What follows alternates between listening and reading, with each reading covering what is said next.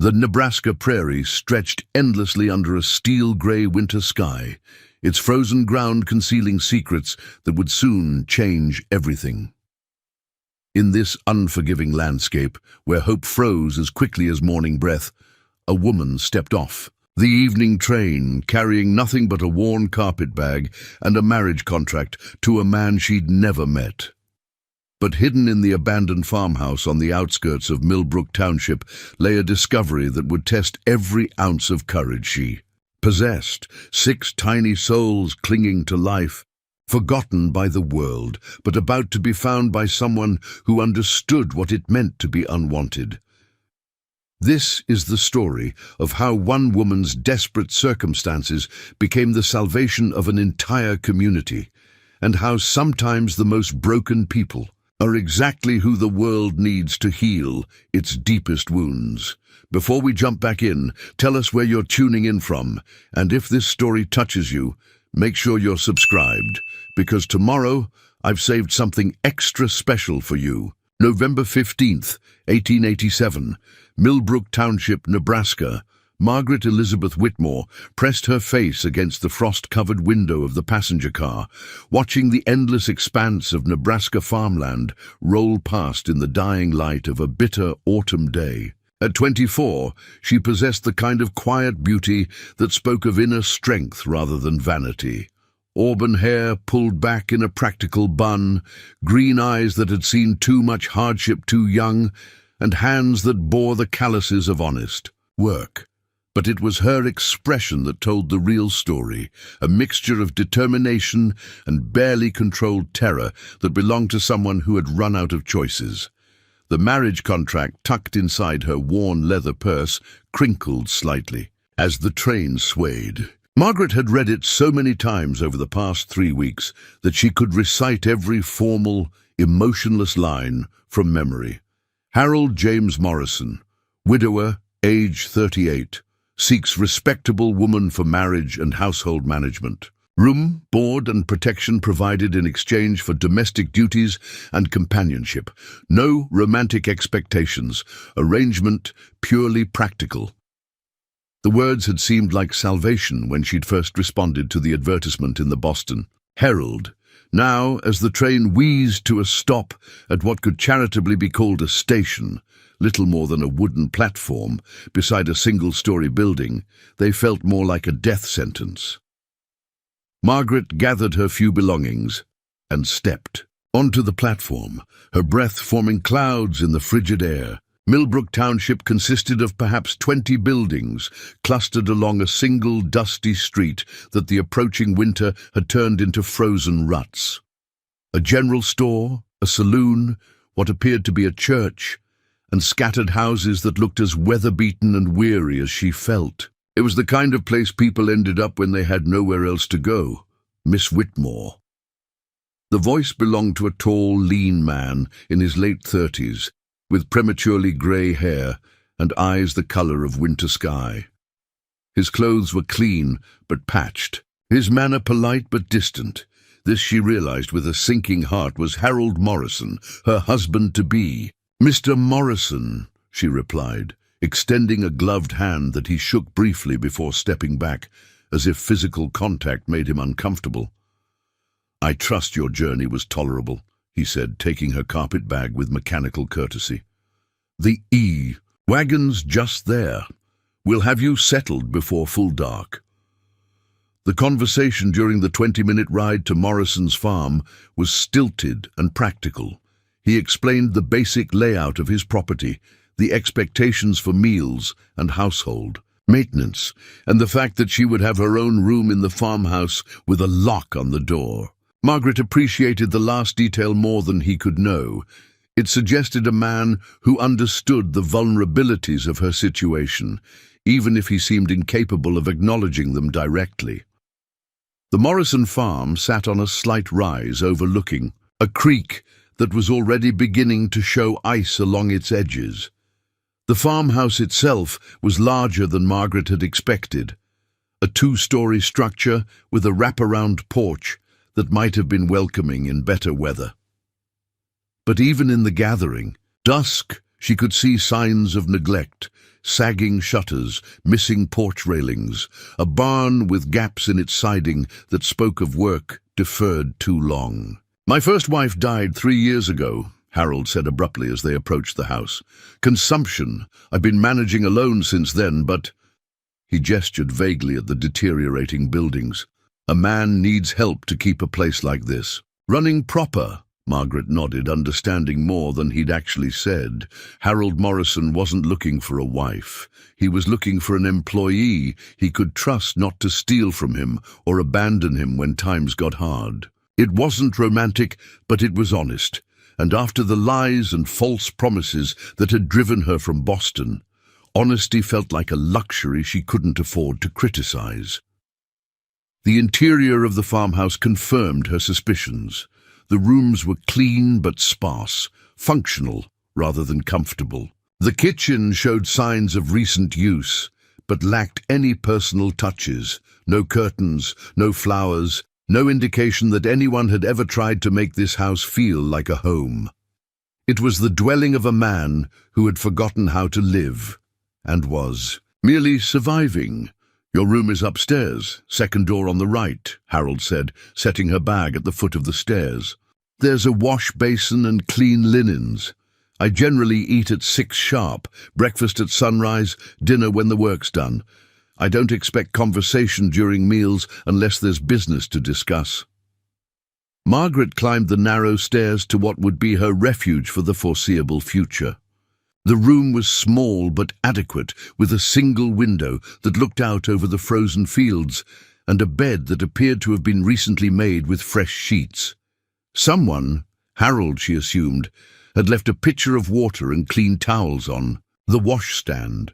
It wasn't much, but it was hers, and after months of sleeping in boarding houses and train stations, having a space with a locking door felt like unimaginable luxury. As she unpacked her few belongings, Margaret allowed herself to think about the circumstances that had brought her to this isolated farmhouse in the middle of nowhere.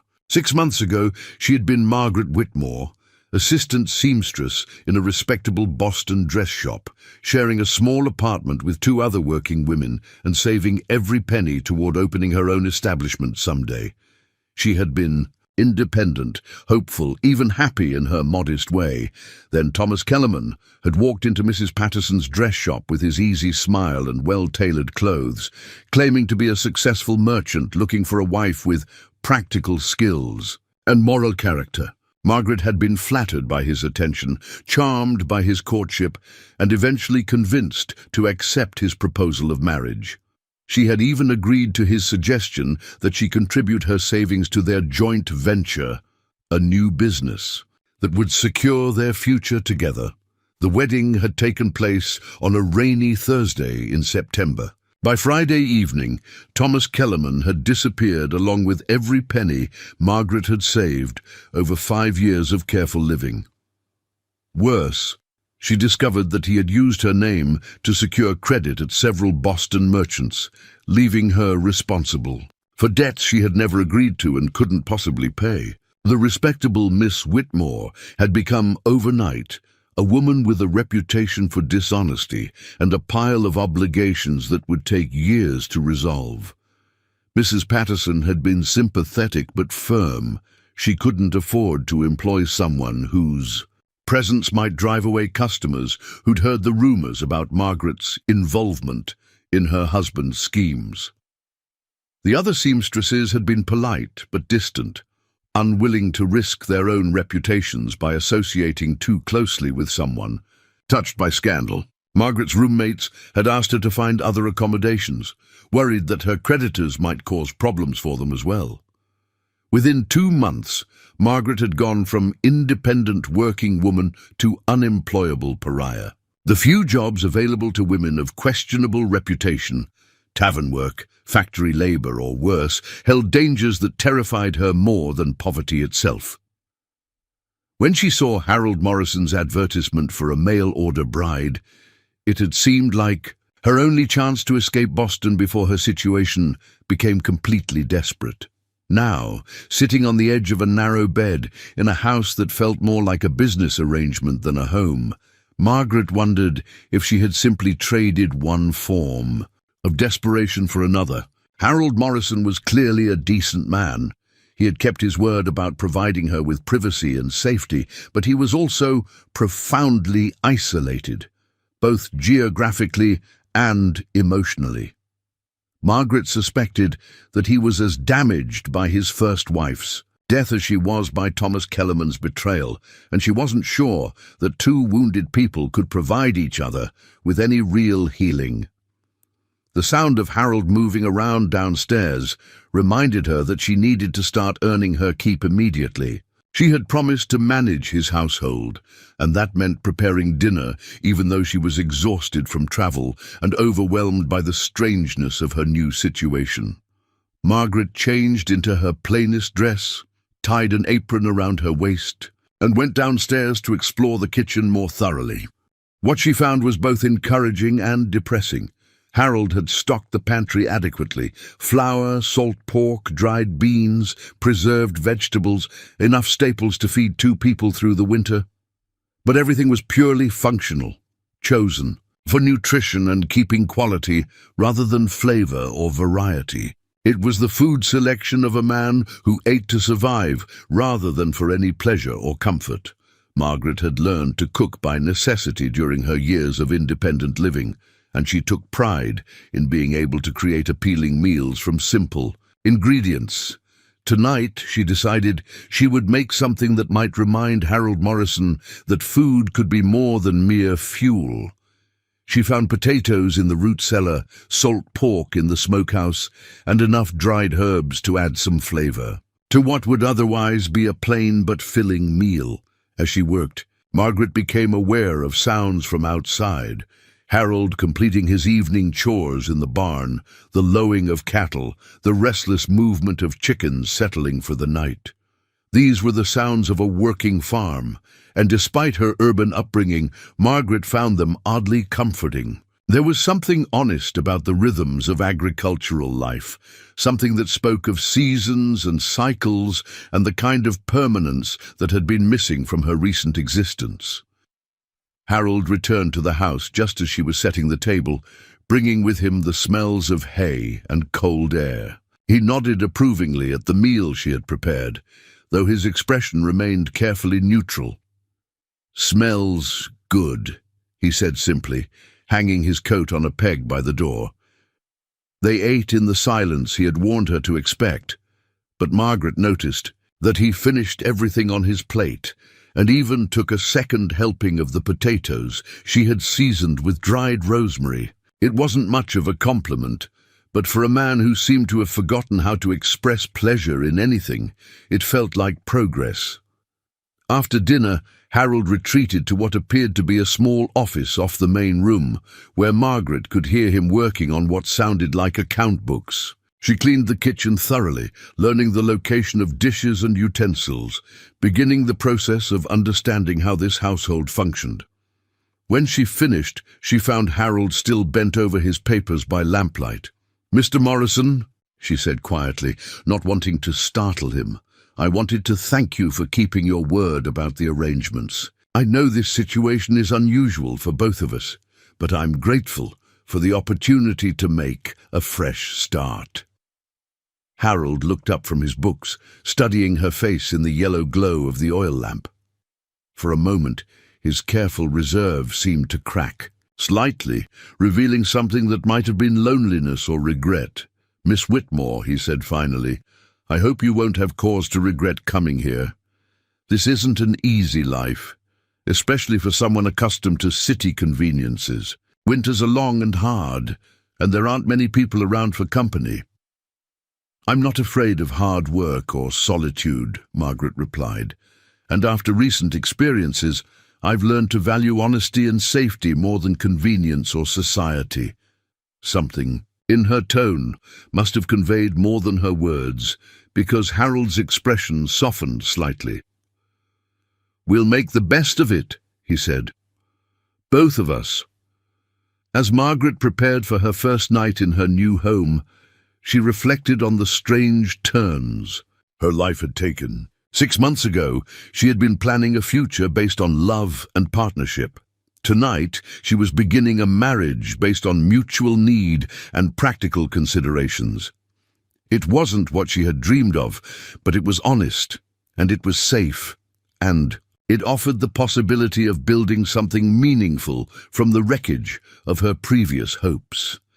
Outside her window, the Nebraska wind moaned across the frozen prairie, carrying with it the promise of a harsh winter ahead. But inside the farmhouse, Margaret felt warmer than she had in months. She had a roof over her head, useful work to do, and a partner who might not love her, but who respected her enough to honor his agreements. It wasn't the life she had planned, but it was a life she could build on. And after everything she had been through, that felt like more than enough.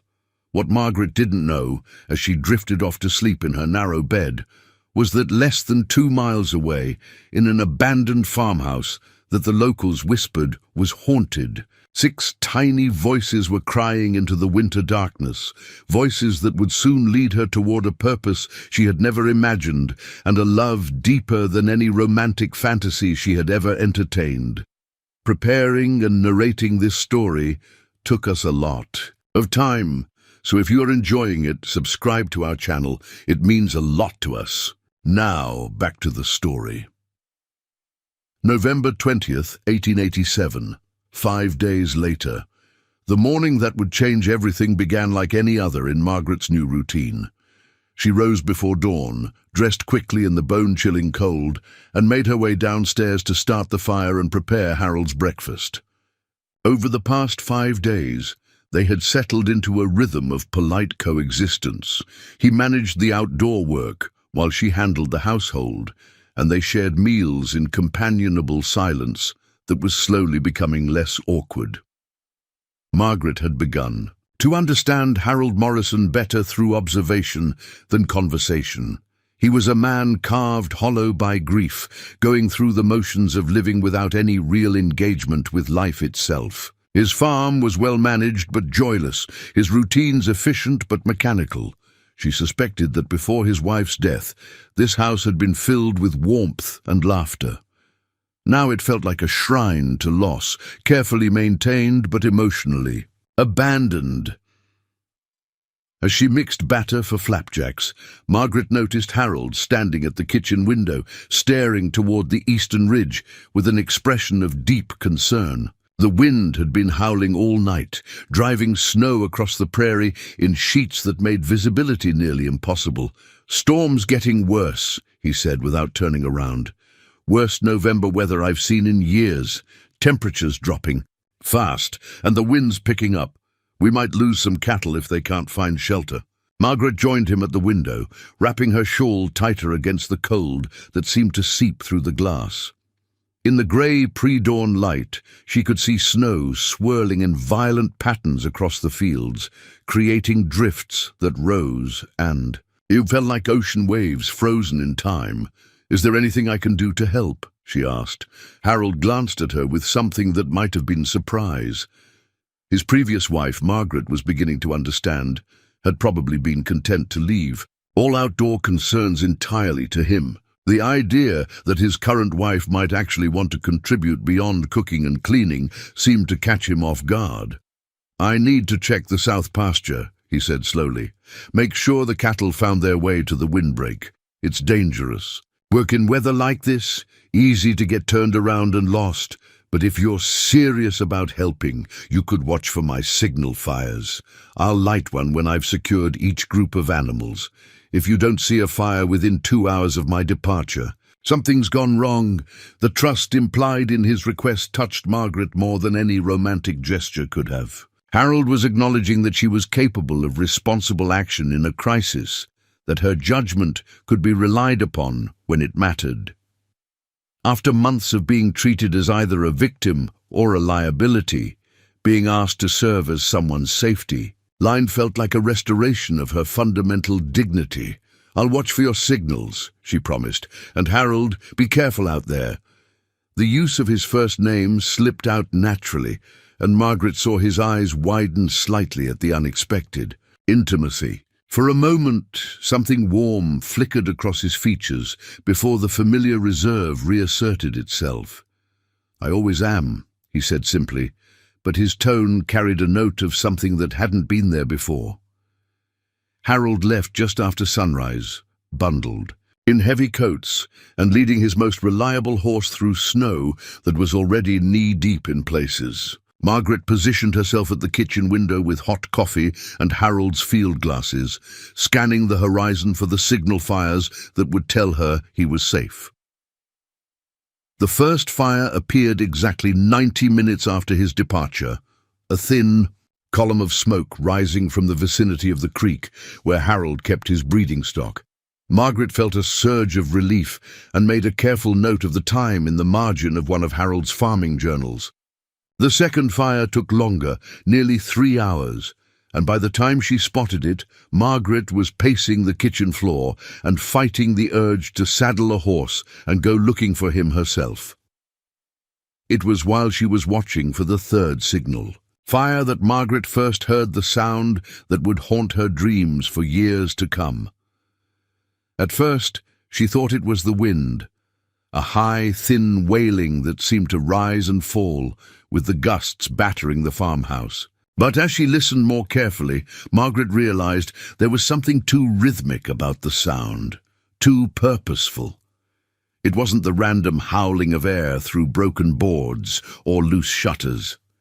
It was something else entirely, something that sounded disturbingly like crying. Margaret grabbed Harold's field glasses and began scanning the landscape more systematically, looking for anything that might explain the mysterious sound.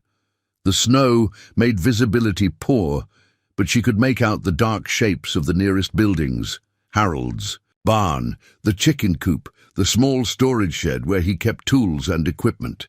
But there, about half a mile to the northeast, barely visible through the swirling snow, stood a structure she hadn't noticed before. It was larger than a shed, but smaller than a proper house, with broken windows and a sagging roof that spoke of long abandonment.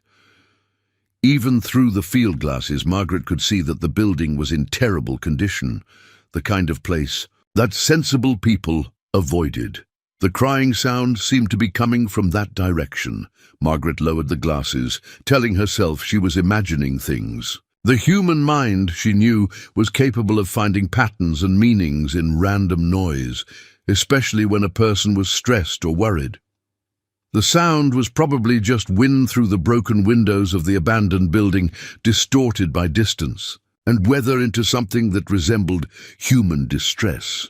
But even as she tried to rationalize away what she had heard, Margaret found herself unable to concentrate on anything else. She attempted to focus on household tasks, mending Harold's torn work shirt, organizing the pantry, planning the next day's meals. But her attention kept drifting back to that eerie wailing sound that continued to rise and fall with heartbreaking regularity. By mid-afternoon, when Harold finally returned from his cattle-checking expedition, Margaret was nearly frantic with curiosity and concern. He stomped into the house covered with snow and ice, his face red with cold, but his expression satisfied. "All the animals are accounted for," he reported, accepting the hot coffee Margaret pressed into his frozen hands. "Lost a few fence posts to the wind, but nothing that can't be repaired when the weather breaks. How did you manage? Any problems here?" Margaret hesitated, unsure how to broach the subject of the mysterious sounds without seeming hysterical or foolish. Harold was a practical man who dealt in concrete realities: cattle, crops, weather, and market prices.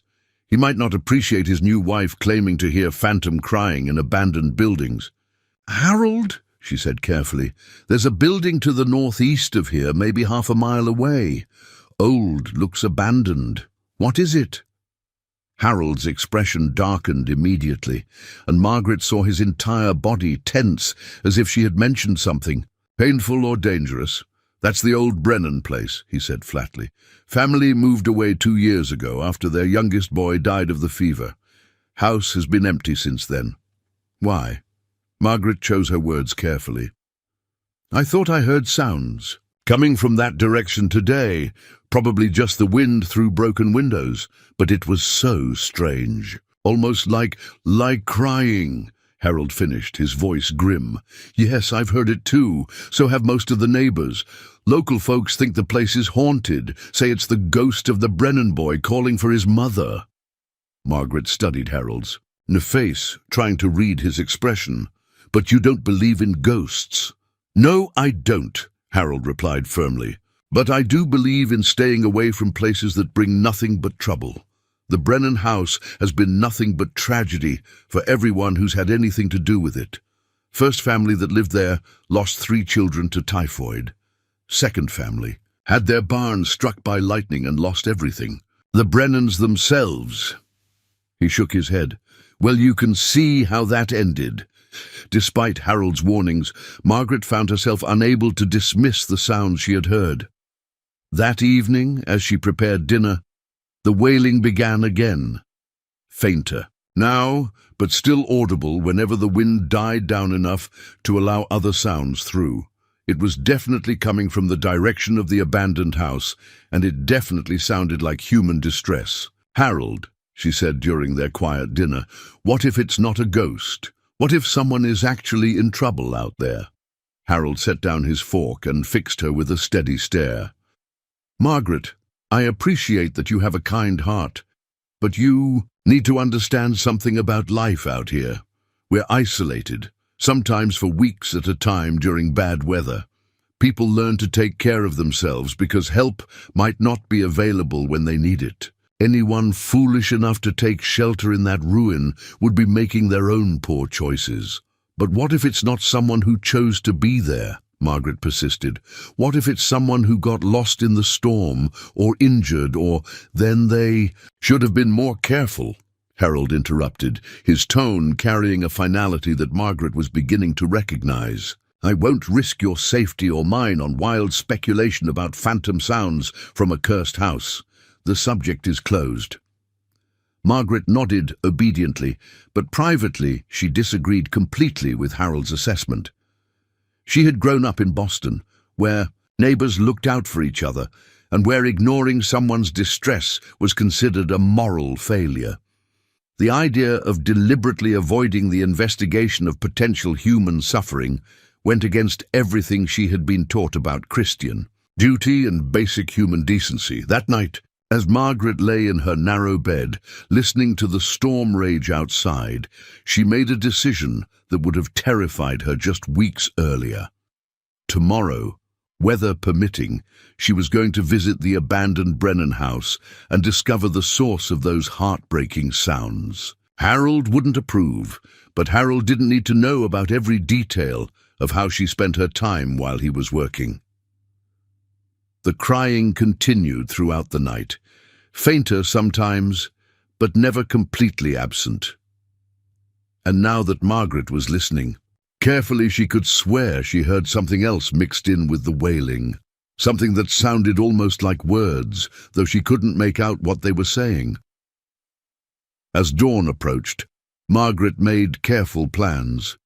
She would wait until Harold departed for his morning chores, then bundle herself warmly and make the trek to the Brennan house while visibility was good. If she found nothing more than wind-damaged buildings, she would return home and never mention the subject again. But if there was genuinely someone in distress out there, she was prepared to help them, regardless of Harold's objections.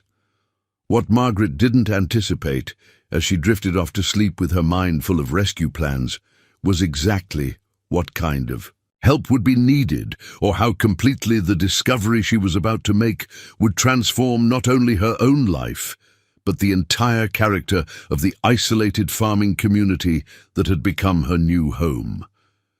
The crying in the wind was real, and it was human. And it was coming from 6 tiny throats that belonged to souls who had been forgotten by everyone except the woman who was finally brave enough to investigate the sounds that everyone else dismissed as supernatural nonsense. Tomorrow, Margaret, Elizabeth Whitmore Morrison would discover that sometimes the most important thing you can do with your life is to pay attention to the voices that everyone else chooses to ignore. November 21st, 1887. Dawn Margaret woke before the rooster crowed, her body tense with the anticipation of what she was about to do. The storm had finally begun to weaken during the night, though snow still fell in gentle flakes that promised to make her journey treacherous. She dressed quickly in her warmest clothes, wool stockings, her heaviest skirt, a thick sweater, and the sturdy boots she had purchased for farm life. Harold was already moving around downstairs, preparing for another day of storm damage assessment. Margaret forced herself to go through her normal morning routine, making coffee and breakfast while fighting the nervous energy that threatened to betray her intentions. She couldn't afford to act suspiciously. Harold was observant, and any unusual behavior might prompt questions she wasn't ready to answer. "Weather's clearing," Harold observed, over his morning eggs and bacon. "Should be able to get a good look at the fence damage today. Might be gone most of the morning checking the northern boundary." Margaret nodded, keeping her expression neutral, despite the surge of relief that ran through her. A morning absence would give her plenty of time to investigate the Brennan house and return before Harold suspected anything. "I'll probably spend the morning working on that quilt I started," she said, surprised by how easily the lie came to her lips. "Good weather for indoor projects." Harold finished his breakfast and bundled himself against the cold, pausing at the door to give Margaret one of his rare, almost smiles. "Stay warm. And Margaret, if you hear those sounds again today, just ignore them. Some things are better left alone." After Harold disappeared across the snow-covered fields, Margaret waited another 20 minutes to be certain he was well away from the house. Then she began her own preparations for what might be the most important expedition of her life. She packed a canvas bag with supplies that seemed practical for any emergency she might encounter. Clean rags that could serve as bandages, a jar of water, some bread and dried meat, matches, a small knife, and the bottle of laudanum she had, brought from Boston for headaches. The walk to the Brennan house was more difficult than Margaret had anticipated. The snow was knee-deep in places, and the wind still carried enough force to make her eyes water and her cheeks burn with cold. Several times she lost her footing and had to struggle back to her feet, her heavy skirts making movement awkward and exhausting. But as she drew closer to the abandoned building, the crying sounds became unmistakably clear. This was definitely not wind through broken windows. These were human voices, multiple voices, wailing with the kind of desperation that spoke of genuine distress. The Brennan house, when Margaret finally reached it, was even more dilapidated than it had appeared from a distance. The front porch had partially collapsed, leaving jagged boards and dangerous gaps. Several windows were completely missing, their frames dark and empty, like hollow eye sockets. The roof sagged ominously, and Margaret could see daylight through gaps in the walls, but the crying was definitely coming from inside. Margaret circled the building carefully, looking for a safe way to enter. The front door hung askew on broken hinges, and the porch was too unstable to risk. But around the back, she found a ground-level window that was large enough to climb through and seemed structurally sound. As she approached the window, the sounds became clearer and more heartbreaking. Margaret could now distinguish individual voices, high, thin wails that belonged unmistakably to very young children. Her heart began to pound with a mixture of excitement and terror. Children. There were children trapped in this ruin, and from the sound of their cries, they were in serious distress. Margaret boosted herself through the window with considerable difficulty, her heavy clothing catching on the frame and her boots slipping on the ice-covered sill.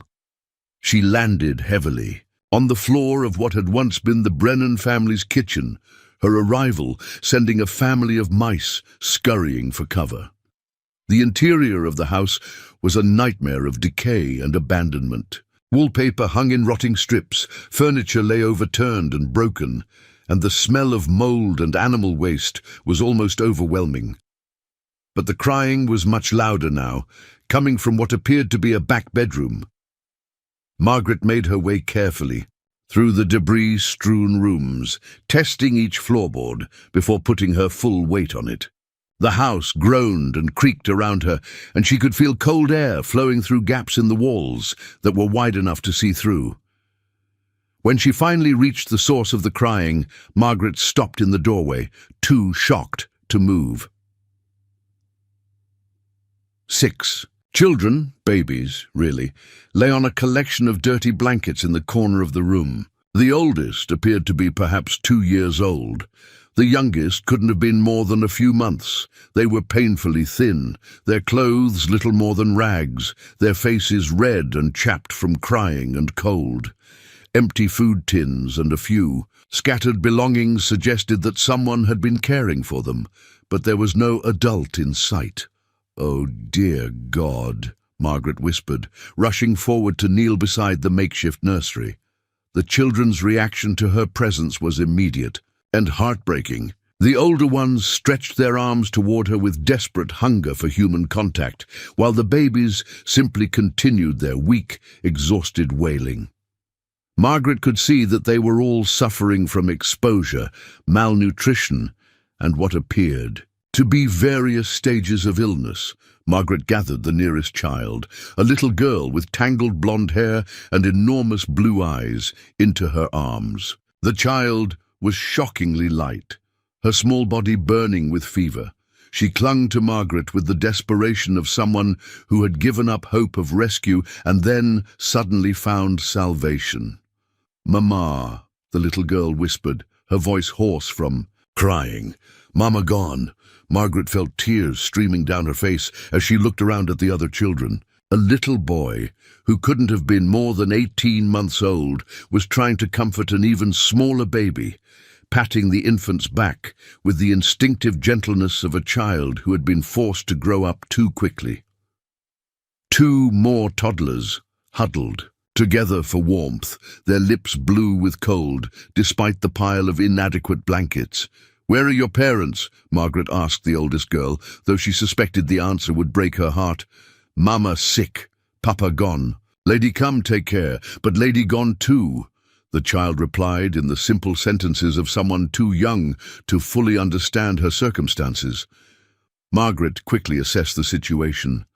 6 abandoned children, obviously suffering from neglect and exposure, in a building that was barely standing and offered no protection from the winter weather. They needed immediate medical attention, food, warmth, and safety, none of which she could provide in this ruined house. But bringing 6 children home to Harold's farm would require explanations that she wasn't sure he would accept. Margaret knew her husband well enough by now to understand that his practical nature would rebel against taking on such an enormous responsibility, especially for children whose origins were completely unknown. Still, there was no choice. These children would die if left here, and Margaret would not be able to live with herself if she walked away from such obvious need. Margaret spent the next hour doing what she could to stabilize the children's immediate condition. She used her water and clean rags to wash their faces and hands, gave them small pieces of bread to eat, and wrapped them more warmly in her own shawl and the blankets from her bag. The youngest baby, a little boy who couldn't have been more than 4 months old, was in the worst condition, barely conscious and struggling to breathe. "What are your names?" Margaret asked the older children as she worked. "Emma," said the little girl who had called her Mama.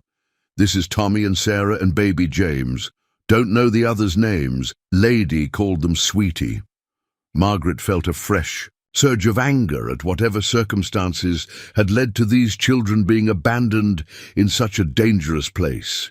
Even if their parents were dead, surely there were relatives, community members, or church organizations that should have taken responsibility for their welfare. But those questions could wait.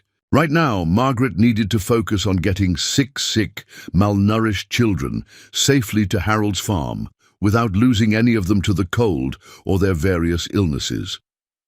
Margaret made multiple trips between the Brennan house and the Morrison farm, carrying two children at a time through the snow while fighting exhaustion and the growing certainty that she was about to create a crisis that would test her marriage to its very foundations. By the time she had transported all six children to her kitchen, she was trembling with cold and effort, and the babies were crying with renewed vigor. Though now it was the demanding cries of children who had hope for food and warmth rather than the despairing wails of the abandoned. Margaret heated milk on the stove, warmed blankets by the fire, and began the process of feeding and cleaning six desperately needy children while constantly listening for Harold's return. She had perhaps an hour before he came back for his midday meal, and she still hadn't figured out how to explain the presence of half a dozen unexpected house guests. As she worked, Margaret found herself marveling at the children's resilience. Despite their obvious suffering, they responded quickly to kindness and care. Emma appointed herself as Margaret's assistant, helping to comfort the younger children and explaining their needs in her limited vocabulary. Tommy, despite being barely old enough to walk steadily, showed remarkable protective instincts toward baby James, refusing to be separated from the infant and carefully watching Margaret's every movement to ensure she was being gentle. But it was the youngest child, a little girl who appeared to be about 6 months old, who captured Margaret's heart most completely. The baby had enormous dark eyes and wispy brown hair, and despite her obvious illness, she managed to smile when Margaret held her close. Someone had loved this child enough to keep her clean and well-tended until very recently, and Margaret felt a fierce surge of protective anger toward whoever had abandoned such a precious soul. The sound of Harold's boots on the front porch sent panic through Margaret's entire body. There was no way to hide 6 children, no excuse that would make their presence seem reasonable, and no time to prepare Harold for what he was about to discover. Margaret gathered the baby girl closer to her chest and braced herself for a confrontation that could determine the fate of 6 innocent lives. Harold opened the front door, stomped the snow off his boots, and called out his usual greeting. "Margaret, I'm back. Something smells good in—" He stopped in the kitchen doorway, his expression shifting from casual expectation to complete bewilderment as he took in the scene before him. 6 small children in various stages of being fed and cleaned, blankets and baby clothes scattered across every surface, and his wife standing in the middle of it all with a baby in her arms and an expression of desperate determination on her face.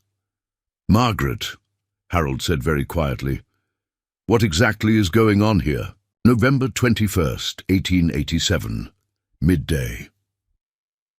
The silence that followed Harold's question seemed to stretch for an eternity. Margaret could hear her own heartbeat thundering in her ears, the soft whimpering of the children and the crackle of the fire in the stove. Harold stood frozen in the doorway, his eyes moving from child to child as if trying to make sense of an impossible situation. "Harold," Margaret began, her voice steadier than she felt. "These children were abandoned in the Brennan house. They were dying of cold and hunger. I couldn't leave them there." Harold stepped fully into the kitchen, removing his hat with mechanical precision. His face had gone completely pale, and Margaret could see a muscle twitching in his jaw, a sign she was learning meant he was struggling to control strong emotions. 6 children, he said slowly, as if speaking the words would help him process their reality. "You brought 6 children to our house without discussing it with me first." "There wasn't time to discuss it," Margaret replied, lifting her chin defensively. "They needed immediate help. Look at them, Harold. Look at their condition." Harold's gaze swept over the children again, and Margaret saw his expression soften slightly as he took in their obvious suffering. Little Emma was clinging to Margaret's skirt with one hand while trying to comfort baby James with the other. Tommy had fallen asleep, standing up, swaying dangerously until Margaret steadied him with her free arm. The youngest baby girl was burning. With fever, her tiny face flushed and her breathing labored. "They're sick," Harold observed, and there was something in his voice that Margaret couldn't quite identify. "All of them." "Yes, they need medical attention. Dr. Patterson in town—" "Dr. Patterson died last month," Harold interrupted grimly. "Heart attack. Nearest doctor now is in Fremont. 2 days hard riding in good weather. In this snow it might as well be the moon." Margaret felt her heart sink. She'd been counting on professional medical help to stabilize the children's condition, while she and Harold figured out long-term arrangements. Without a doctor, she would be entirely responsible for nursing 6 sick children back to health, with only her limited knowledge and whatever supplies they had on hand. "Then we'll have to manage on our own," she said, with more confidence than she felt. Harold walked slowly around the kitchen, examining each child with the careful attention he usually reserved for evaluating livestock. But there was nothing cold or calculating in his assessment. If anything, Margaret could see genuine concern growing in his expression as he noticed details she had missed in her initial panic. "This one has pneumonia," he said, kneeling beside the baby girl Margaret was holding. "Listen to her breathing, and this boy—" he gestured toward Tommy. "Those marks on his arms look like old burns. Someone hurt these children before they were abandoned." Margaret felt a surge of rage at the thought of anyone deliberately harming such vulnerable innocents. All the more reason they need protection now. Harold stood up, running a hand through his hair, in a gesture Margaret recognized as his way of dealing with overwhelming stress. "Margaret, do you understand what you've done? Taking in 6 children isn't like adopting a stray cat. These are human beings who will need food, clothing, medical care, education, years of support. We barely know each other, and you've just made us responsible for 6 lives without asking if I was prepared for such a commitment." The criticism stung because Margaret knew it was partially justified. She had acted impulsively, driven by emotion rather than practical consideration. But as she looked down at the baby in her arms, the child who had smiled at her despite being desperately ill, Margaret knew she would make the same choice again. "You're right," she said quietly. "I should have discussed it with you first. But Harold, if you had seen them in that frozen house, crying and starving and dying by degrees, could you really have walked away?" Harold was quiet for a long moment, studying Margaret's face with an intensity that made her uncomfortable. When he finally spoke, his voice was very soft. "No," he admitted. "I couldn't have walked away either. But that doesn't change the practical problems we're facing." Before Margaret could respond, little Emma tugged on her skirt and looked up with enormous worried eyes. "Are you going to send us away?" she asked in her small, clear voice. "The lady before said she might have to send us away if we were too much trouble." Margaret felt her heart break at the fear in the child's question. She knelt down to Emma's level, still holding the sick baby, and spoke with gentle firmness. "No, sweetheart, we're not going to send you away. You're safe here." "Promise?" Emma whispered. "I promise," Margaret replied, looking directly at Harold as she spoke. "We're going to take care of all of you." Harold's expression shifted as he watched the interaction between Margaret and Emma. Something in his face softened, and when he spoke again, his voice carried resignation rather than anger. "Margaret, you can't make promises about what we are going to do without consulting me first." "Then tell me," Margaret said, standing up to face him directly. "Tell me what you want to do, because these children are here now. They're in our house, and they need immediate decisions about their care." Harold walked to the window, staring out at the snow-covered fields, as if the winter landscape might provide answers to their dilemma. Margaret held her breath, knowing that his next words would determine not only the fate of 6 innocent children, but also the future of their marriage. The practical problems are enormous, Harold said finally, still facing away from her. We don't have enough beds, enough warm clothing, enough food stored for winter to feed 8 people instead of 2. We don't know anything about these children's backgrounds, who their parents were, whether they have relatives looking for them, what kind of legal complications might arise from taking them in. Margaret's heart sank with each word. But Harold wasn't finished. Furthermore, he continued, 6 sick children are going to require constant care. Someone will need to be with them around the clock until they recover. That means the regular farm work, cooking, cleaning, animal care will suffer. We could lose livestock, fall behind on essential maintenance, even risk our own survival if things go badly. Harold, Margaret began, but he held up a hand to stop her. I'm not finished. We also need to consider what the neighbors will think. People around here are already talking about our unusual marriage arrangement. Adding 6 mysterious children to our household will create gossip that could damage both our reputations permanently. Margaret felt tears starting in her eyes. Each of Harold's objections was reasonable, practical, and probably accurate. She had no counter-arguments that wouldn't sound naive or emotional.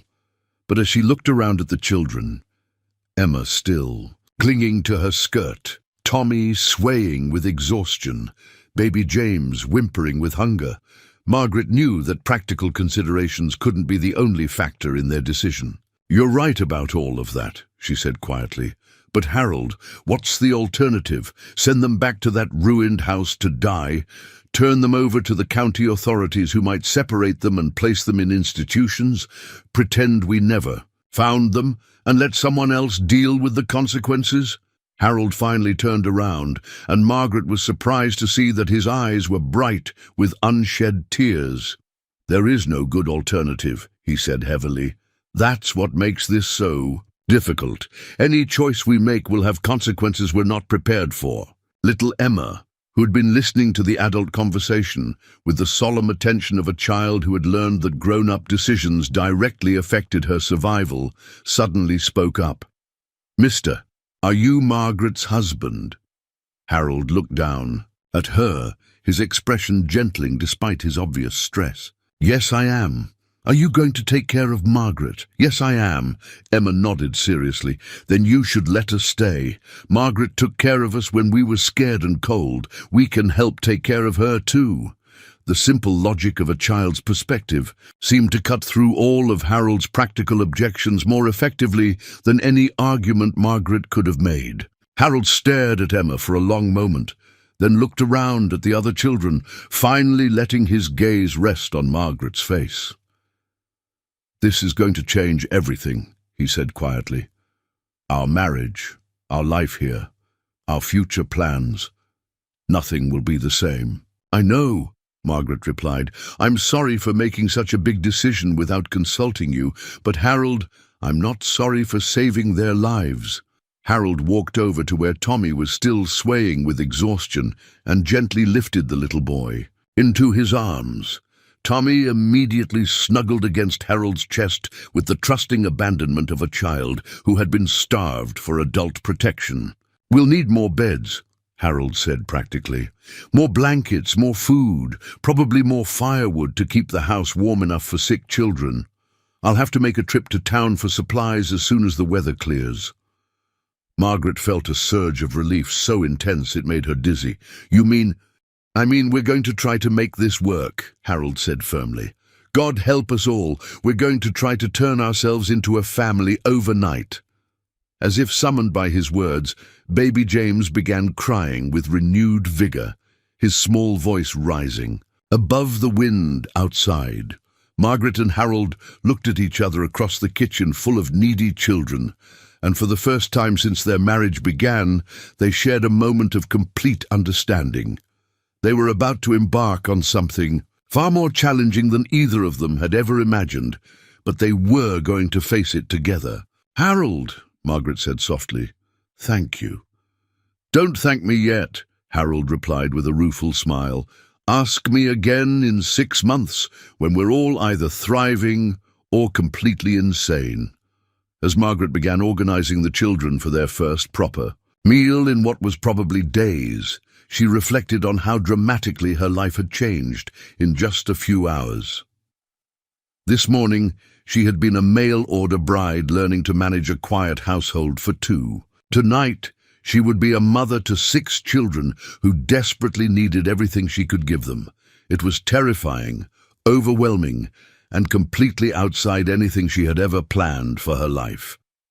But as she watched Harold gently feeding Tommy while Emma helped distribute bread to the other children, Margaret realized that some of the best things in life came not from careful planning, but from the courage to respond with love when unexpected opportunities for good presented themselves. The real test, however, was just beginning. November 21st, 1887, evening. The next 12 hours would test everything Margaret thought she knew about motherhood, exhaustion, and the limits of human endurance. As darkness fell over the Morrison farm, she found herself facing the reality of caring for 6 sick children with only Harold's help and whatever supplies they could improvise from farm materials. The first challenge was simply creating enough sleeping space. Harold disappeared into his workshop while Margaret continued tending to the children, and she could hear him sawing and hammering with the focused intensity of a man who understood that proper rest was essential for recovery. When he returned to the house, he carried 3 small wooden crates that he had quickly converted into makeshift cribs, padded with horse blankets and lined with the softest fabric they could spare. "It's not fancy," Harold said apologetically, setting up the temporary beds near the kitchen stove where the warmth would be most consistent. "But it'll keep them off the cold floor and give each of the little ones their own space." Margaret felt a surge of affection for this practical man who could solve problems with his hands while she was still trying to figure out what the problems were. "Harold, it's perfect. You made these so quickly. Had to make something similar when my prize heifer had triplets last spring," Harold replied, but there was a pleased flush on his face that suggested he appreciated her gratitude. Same principle applies, just smaller scale. While Harold worked on sleeping arrangements, Margaret had been conducting her own assessment of each child's medical condition. What she discovered was both heartening and deeply concerning. The children were severely malnourished and showed signs of recent illness, but their basic responses suggested that they had been receiving some care until very recently. Emma, the oldest at perhaps 2.5, was the healthiest of the group. She could walk steadily, speak in simple sentences, and showed remarkable maturity in helping care for the younger children. But even Emma bore signs of hardship. Her clothes were little more than rags, her hair was matted and dirty, and she was painfully thin. Tommy, who appeared to be about 18 months old, was more concerning.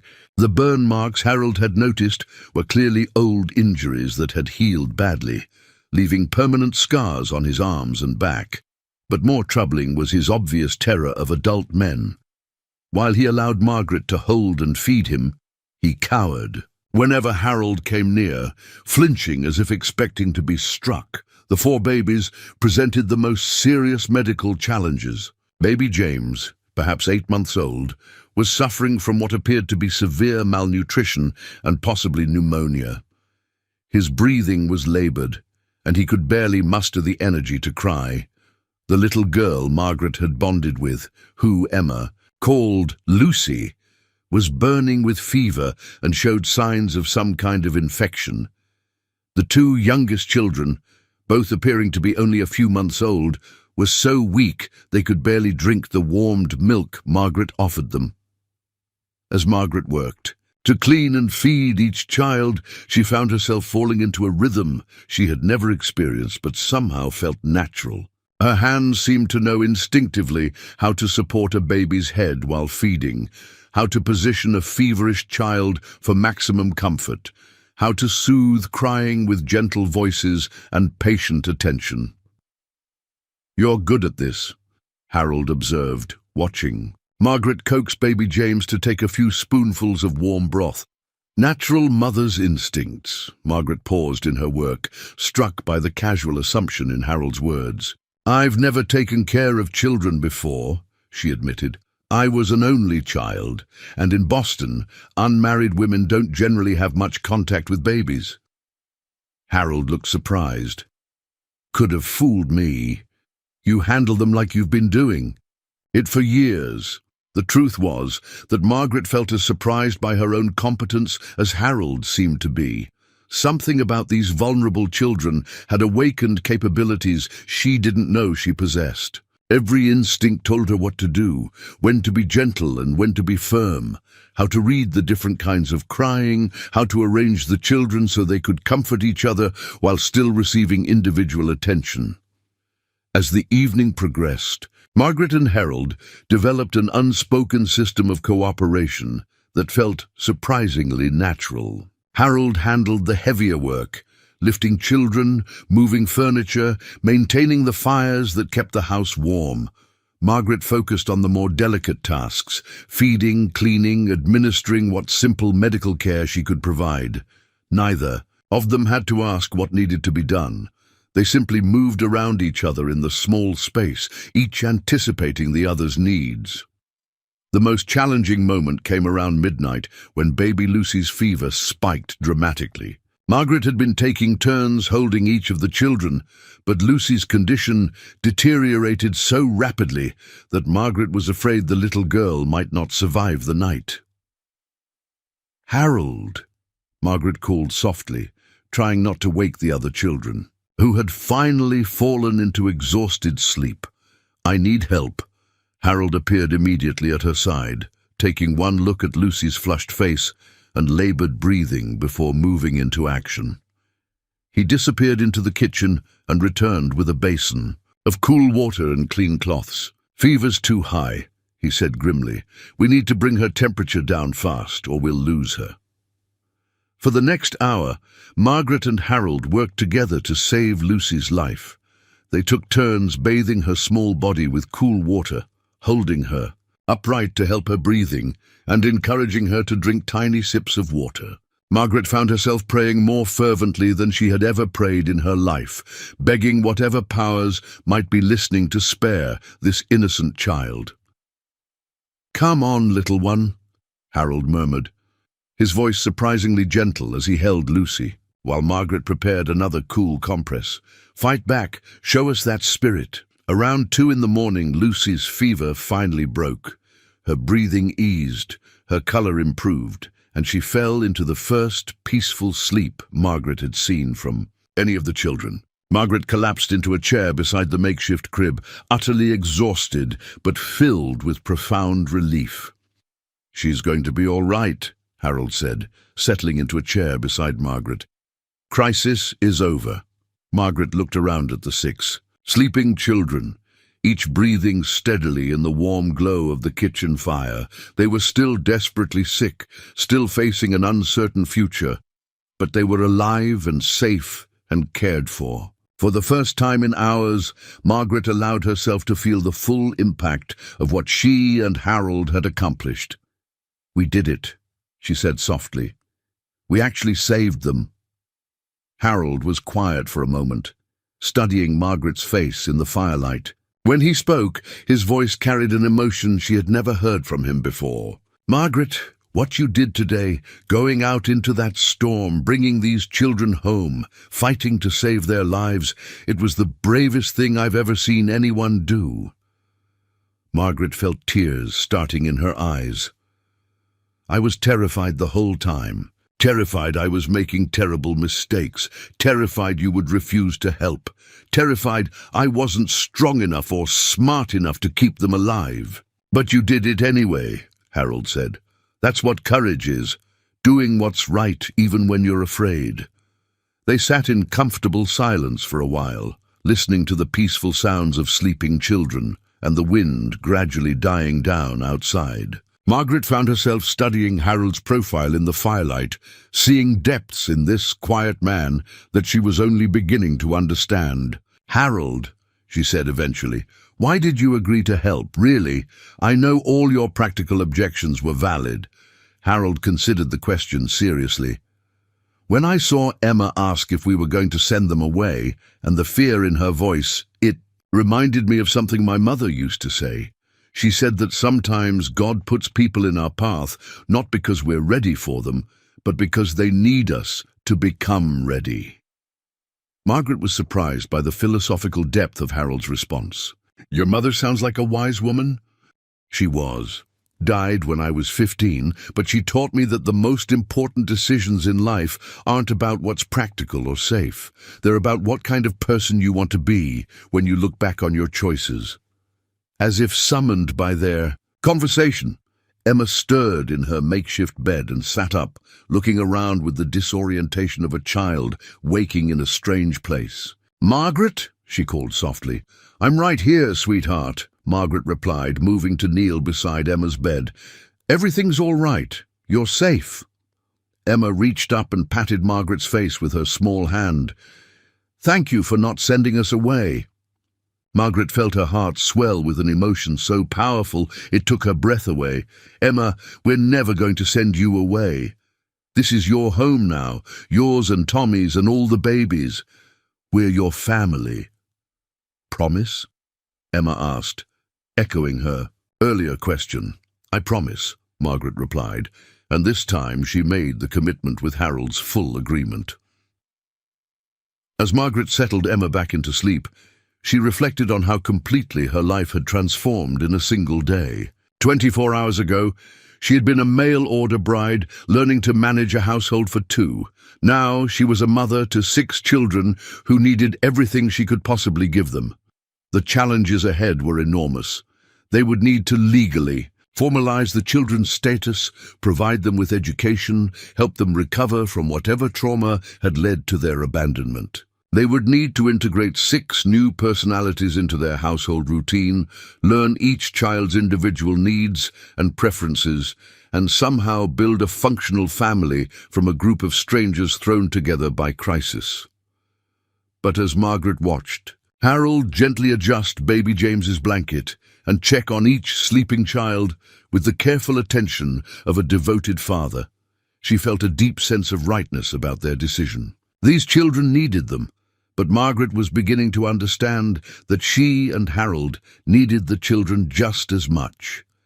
Their marriage, which had begun as a practical arrangement between 2 damaged people, was being transformed into something neither of them had dared hope for, a real family built on love, sacrifice, and shared commitment to protecting the most vulnerable members of their community.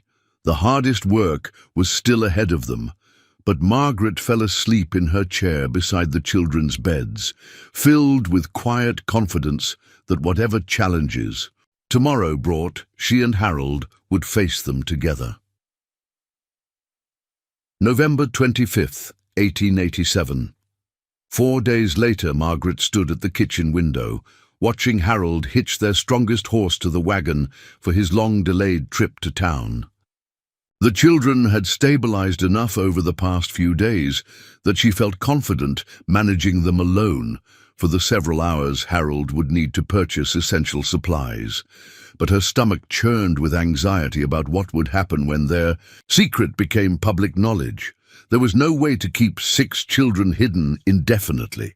Harold would need to explain his massive supply purchases to the storekeepers, and word would spread quickly through Millbrook Township's tight-knit community. By evening, everyone within 20 miles would know that the Morrison farm had somehow acquired 6 mysterious children. Remember, Harold said, pausing at the kitchen door with his coat half-buttoned, if anyone comes calling while I'm gone, you don't owe them explanations.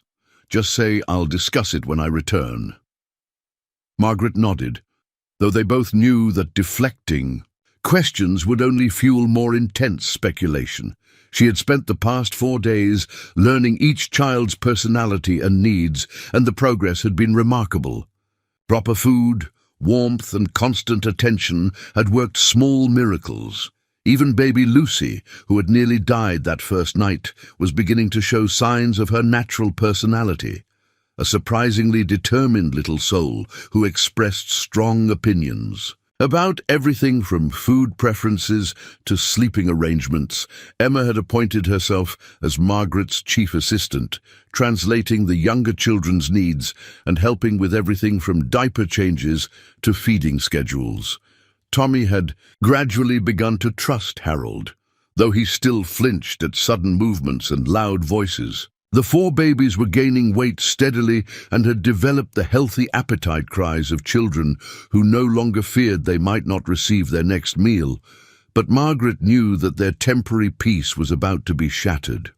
Harold's absence would make her vulnerable to unexpected visitors, and the children were too young to understand that they needed to remain quiet if strangers appeared. Margaret's concerns proved prophetic. Harold had been gone less than 2 hours when Margaret heard the distinctive sound of multiple horses approaching the farmhouse. Through the kitchen window, she could see 4 riders coming up the lane, all women, all dressed in their finest traveling clothes, despite the muddy conditions. Margaret recognized them immediately. Mrs. Catherine Whitfield, the banker's wife, and unofficial leader of Millbrook Township's social hierarchy, Mrs. Dorothy Chen, the minister's wife, Mrs. Ruth Kowalski, whose husband owned the largest farm in the area, and Mrs. Sarah Thompson, the schoolteacher who served as the community's authority on child-related matters. This was not a casual social call. This was an official investigation. Margaret quickly surveyed the kitchen, where evidence of the children's presence was scattered across every surface. Bottles, baby clothes, toys Harold had carved from scrap wood, and 6 small chairs arranged. Around the enlarged dining table, there was no point in trying to hide anything. Instead, Margaret smoothed her hair, straightened her dress, and prepared to defend her choices to the most judgmental women in the territory. The knock on the front door was firm and authoritative. Margaret answered it with baby Lucy in her arms, and Emma clinging to her skirt, while the other children remained visible in the kitchen behind her. "Mrs. Morrison," Mrs. Whitfield said without preamble, her sharp eyes taking in every detail of the scene before her. "We've heard some very disturbing rumors about your household. We've come to see for ourselves what exactly is happening here." Margaret stepped back to allow the women into her home, though their disapproving expressions suggested they had already reached their conclusions before arriving. "Please come in. Harold is in town purchasing supplies, but I can answer any questions you might have." Mrs. Chen moved immediately toward the kitchen, where Tommy was attempting to feed baby James with more enthusiasm than skill. "Dear Lord," she breathed. "How many children are there?" 6, Margaret replied honestly. All of them were abandoned and in desperate need of care. Mrs. Thompson, whose professional expertise with children gave her opinions special weight in such matters, knelt down to examine Emma more closely. "This child is severely malnourished," she announced, as if Margaret hadn't been working around the clock for 4 days to address exactly that problem. "They all are. And that baby," she gestured toward Lucy, "shows signs of serious illness. These children need proper medical attention, not amateur care from someone with no training." Margaret felt her temper rising at the implied criticism, but she forced herself to remain calm. "You're right that they need medical attention. Unfortunately, Dr. Patterson's death has left us without local medical resources.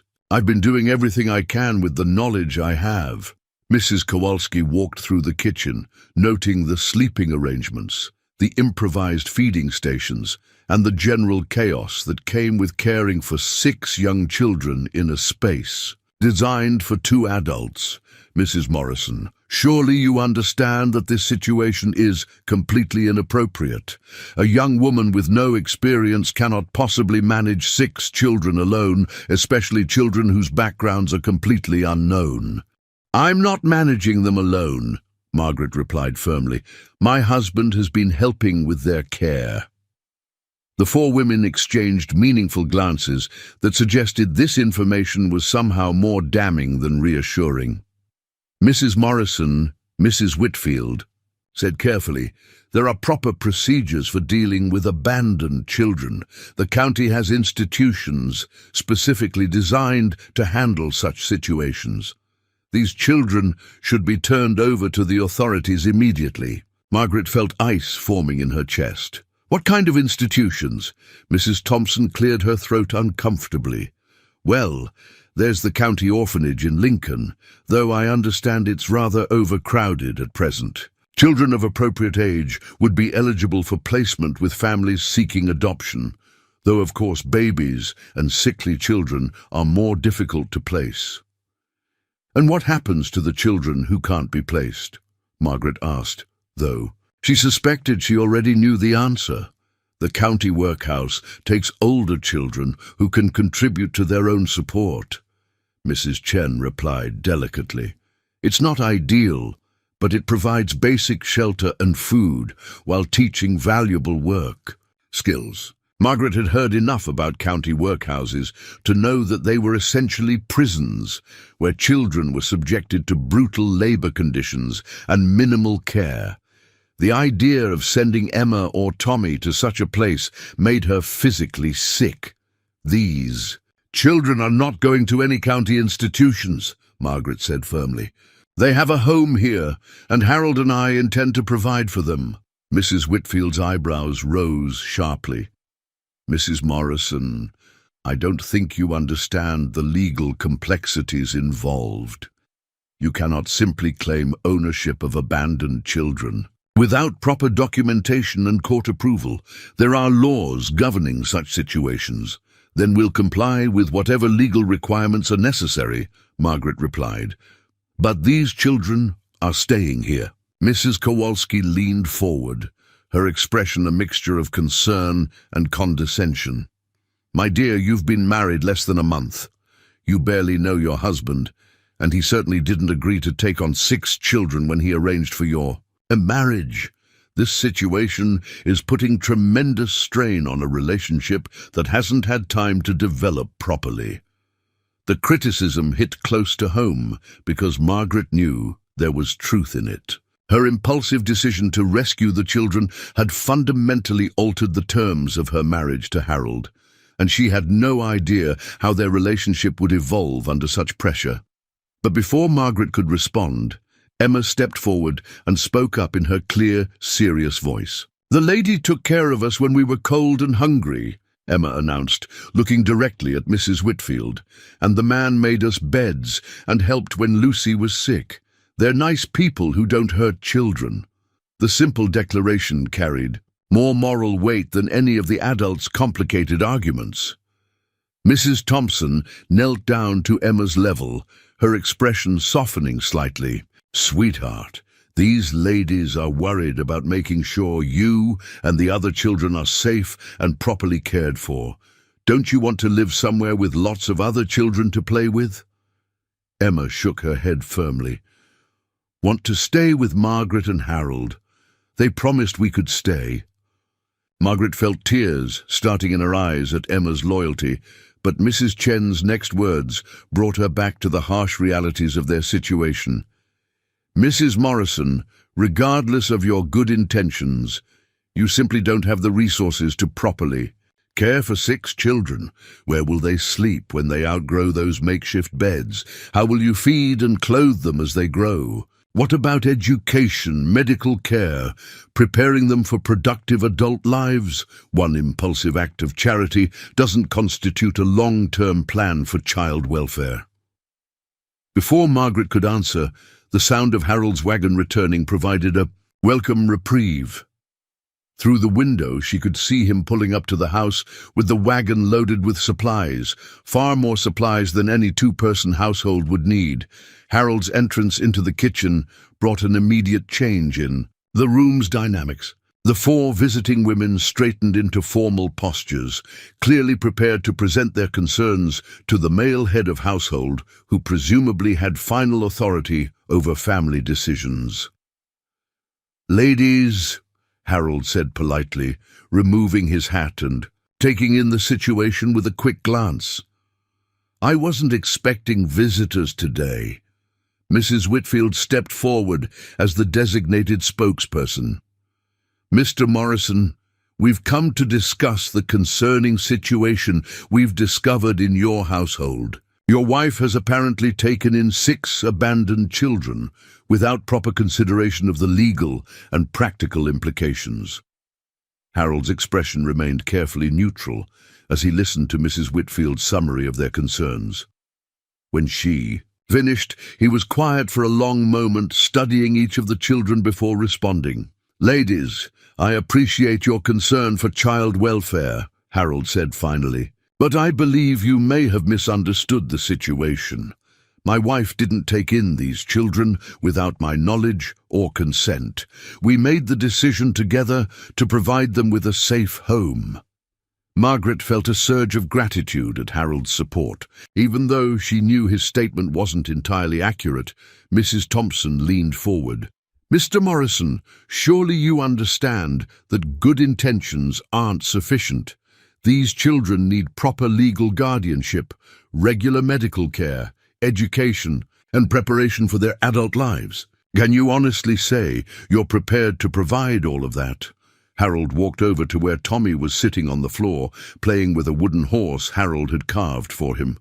The little boy immediately reached up to be held, showing none of the fear he had initially displayed around adult men.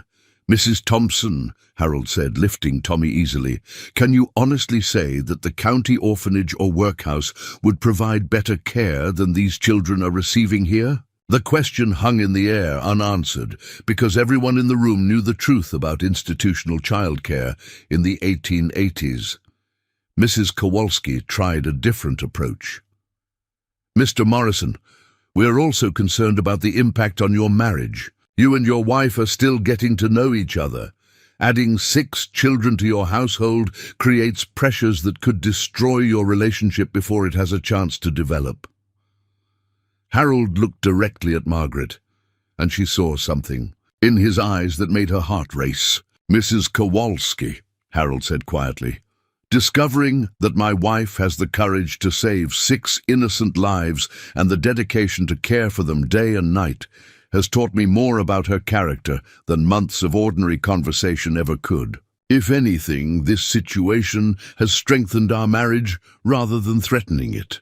The simple declaration left the visiting women with no effective response. They made a few more attempts to convince Harold and Margaret to reconsider their decision, but their arguments carried less weight in the face of Harold's unwavering support for his wife's actions. As the 4 women finally prepared to leave, Mrs. Chen delivered a parting warning. "Mr. Morrison, Mrs. Morrison, we hope you understand that this matter cannot simply be ignored. There will be questions from county authorities, and you'll need to provide proper documentation of your legal right to care for these children." "We understand," Harold replied, "and will comply with whatever legal requirements are necessary." After the visitors departed, Margaret and Harold stood in their kitchen, surrounded by 6 children who were blissfully unaware of how close they had come to being separated and sent to institutions. "Harold," Margaret said softly, "thank you for supporting me. I know this isn't what you bargained for when you agreed to marry me." Harold was quiet for a moment, watching baby Lucy attempt to crawl across the kitchen floor with determined concentration. "Margaret," he said finally, "when I placed that advertisement for a mail-order bride, I thought I wanted someone who would quietly manage my household and not disrupt my carefully ordered life. What I got instead was a woman brave enough to rescue 6 children from certain death and loving enough to fight the entire community to protect them." He paused, then looked directly into Margaret's eyes. "I've never been more grateful to be wrong about what I thought I wanted." As evening fell over the Morrison farm, Margaret realized that their real challenges were just beginning. Legal battles, community pressure, and the enormous practical demands of raising 6 children would test every aspect of their still new marriage. But for the first time since she had stepped off the train in Millbrook Township, Margaret felt truly confident about her future. She had found not just a safe home, but a partner who would stand beside her when standing was difficult, and a purpose that made all the risks worthwhile. December 8th, 1887, 2 weeks later, the official letter arrived on a bitter Tuesday morning, delivered by a county clerk who rode through falling snow to serve legal documents that would change everything. Margaret's hands trembled as she read. The formal language that transformed their family crisis into a legal battle with consequences none of them had fully anticipated. County of Lancaster hereby orders an immediate investigation into the custody and welfare of 6 minor children currently residing at the Morrison farm. Said investigation to determine proper legal guardianship and ensure compliance with territorial child welfare statutes. Harold read over Margaret's shoulder, his jaw tightening with each formal phrase. The children were playing quietly nearby, Emma helping Tommy stack wooden blocks while Margaret fed baby Lucy, completely unaware that their future was being decided by strangers in government offices. "They're coming tomorrow," Harold said grimly. County investigator, territorial judge, and a representative from the Children's Aid Society. Full official inspection. Margaret felt her stomach drop. 2 weeks of caring for the children had created routines, bonds, and the beginning of what felt like a real family. The children had gained weight, recovered their health, and begun to show their individual personalities. Emma had started teaching the younger ones simple songs. Tommy had overcome most of his fear of adult men, and even the babies had developed distinct preferences for food, toys, and sleeping arrangements. But none of that would matter to officials who measured child welfare by bureaucratic standards rather than love and care. "What exactly are they investigating?" Margaret asked, though she suspected the answer would be everything about their lives. Harold scanned the letter again. Legal basis for custody, adequacy of housing and medical care, financial resources, moral fitness of guardians, and, he paused, his expression darkening, the propriety of our marriage arrangement given the unusual circumstances of these children's arrival. The last phrase carried implications that made Margaret's cheeks burn with anger and embarrassment. Clearly, someone had suggested that their mail-order marriage and sudden acquisition of 6 children represented some kind of moral failing or deception. "Harold," Margaret said carefully, "what happens if they decide we're not suitable guardians?" "The children get placed in county custody pending more permanent arrangements," Harold replied flatly. "Orphanage, workhouse, or separated among different families willing to take individual children." The thought of Emma and Tommy being torn away from each other, of baby Lucy being sent to an overcrowded institution, of any of these children losing the security they had just begun to trust, made Margaret physically ill. "We won't let that happen," she said fiercely. "Whatever these officials want to see, whatever standards they want us to meet, we'll find a way." Harold's expression was troubled, but determined. "Margaret, we need to be realistic about what we're facing. These people have the power to remove the children, regardless of what we want or what's best for them. We need legal help, and we need it today." The nearest lawyer was in Fremont, a 2-day journey under good conditions. In December snow, the trip would be dangerous and time-consuming. But Harold was right. They needed professional guidance before facing county officials who clearly intended to find fault with their arrangements. "I'll go to Fremont," Harold said, already planning the logistics. "Leave at first light, push hard, hopefully be back before the investigators arrive. But Margaret, that means you'll be alone here when they come." The prospect of facing a formal investigation without Harold's support terrified Margaret, but she forced herself to think practically.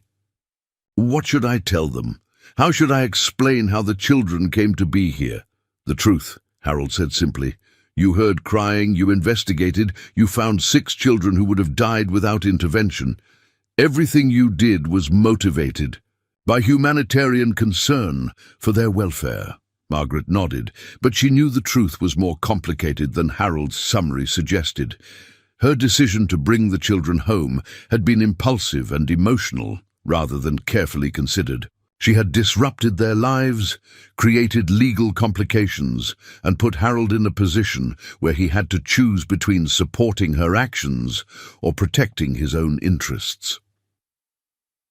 The next morning, Harold left for Fremont in the pre-dawn darkness, carrying letters of credit and a desperate hope that he could find a lawyer willing to take on their case. Margaret watched him disappear into the snowy landscape, then turned her attention to preparing for the most important performance of her life.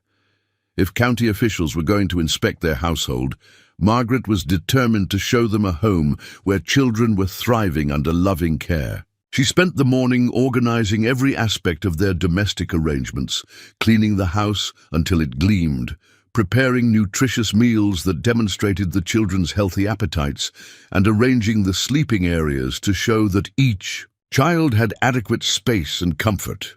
More importantly, Margaret coached the children on how to behave during the inspection. Emma, who understood more than the others, listened solemnly as Margaret explained that important visitors were coming to ask questions about their family. "Will they take us away?" Emma asked, with the directness that always caught Margaret off guard. "Not if I can help it," Margaret replied honestly. "But Emma, if these people ask you questions, just tell them the truth about how you feel here. Do you like living with Harold and me?" Emma nodded vigorously. "Like it lots. Want to stay forever?"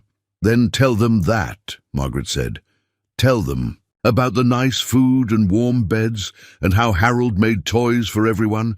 Tell them about learning songs and helping take care of the babies." The officials arrived precisely at noon, their formal carriage looking absurdly out of place in the farmyard. Margaret watched through the kitchen window as 3 people emerged. A middle-aged man in an expensive coat who moved with bureaucratic authority, a younger woman carrying a leather portfolio and taking notes about everything she observed, and an elderly man whose judicial bearing suggested he was the territorial judge mentioned in the letter.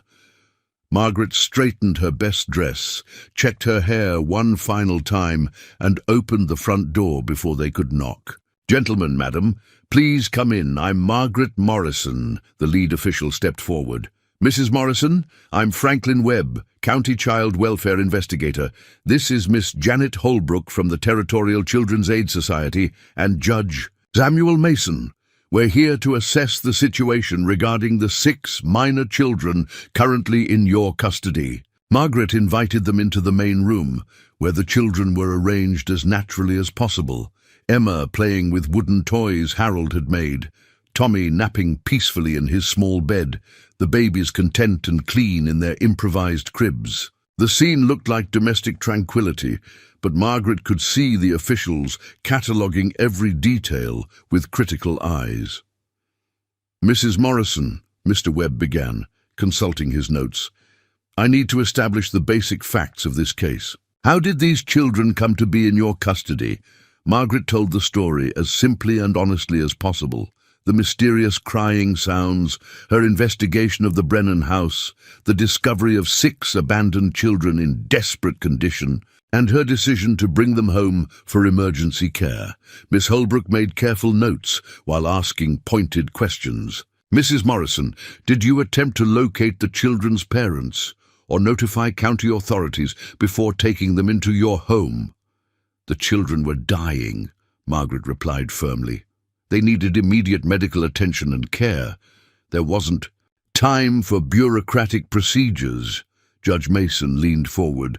"Mrs. Morrison, while your humanitarian motives are commendable, proper procedures exist for good reasons.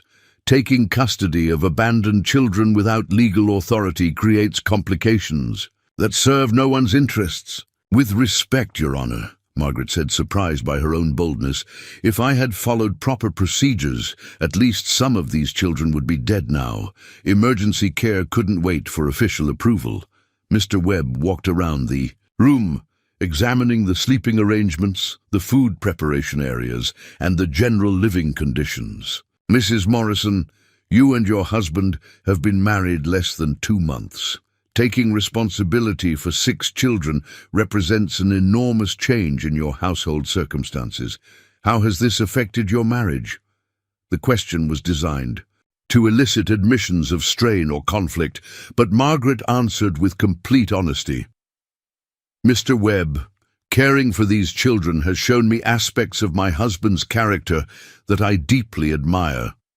His willingness to help save their lives and provide for their needs has strengthened our relationship rather than threatening it. Miss Holbrook approached Emma, kneeling down to the child's level with professional friendliness. "Hello, sweetheart. Can you tell me your name?" "Emma," the little girl replied clearly. "This is my family." "Who takes care of you, Emma?" "Margaret and Harold. They give us food and warm beds, and Harold made us toys." "Do you like living here?" Emma nodded enthusiastically. "Like it lots. Want to stay with Margaret?"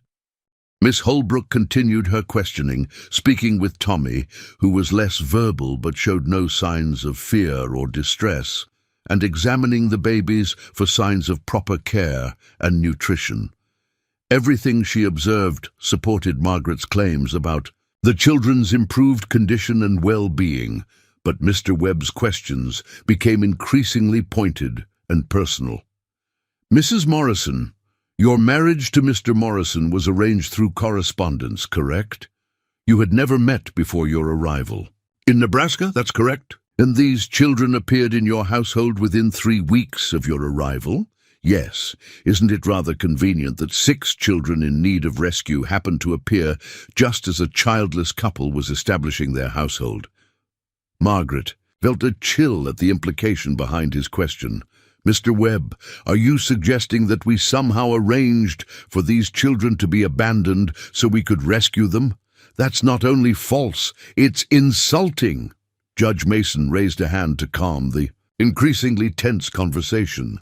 "Mrs. Morrison, Mr. Webb is simply trying to establish the facts. However, I must point out that regardless of your motives, you currently have no legal standing to serve as these children's guardians.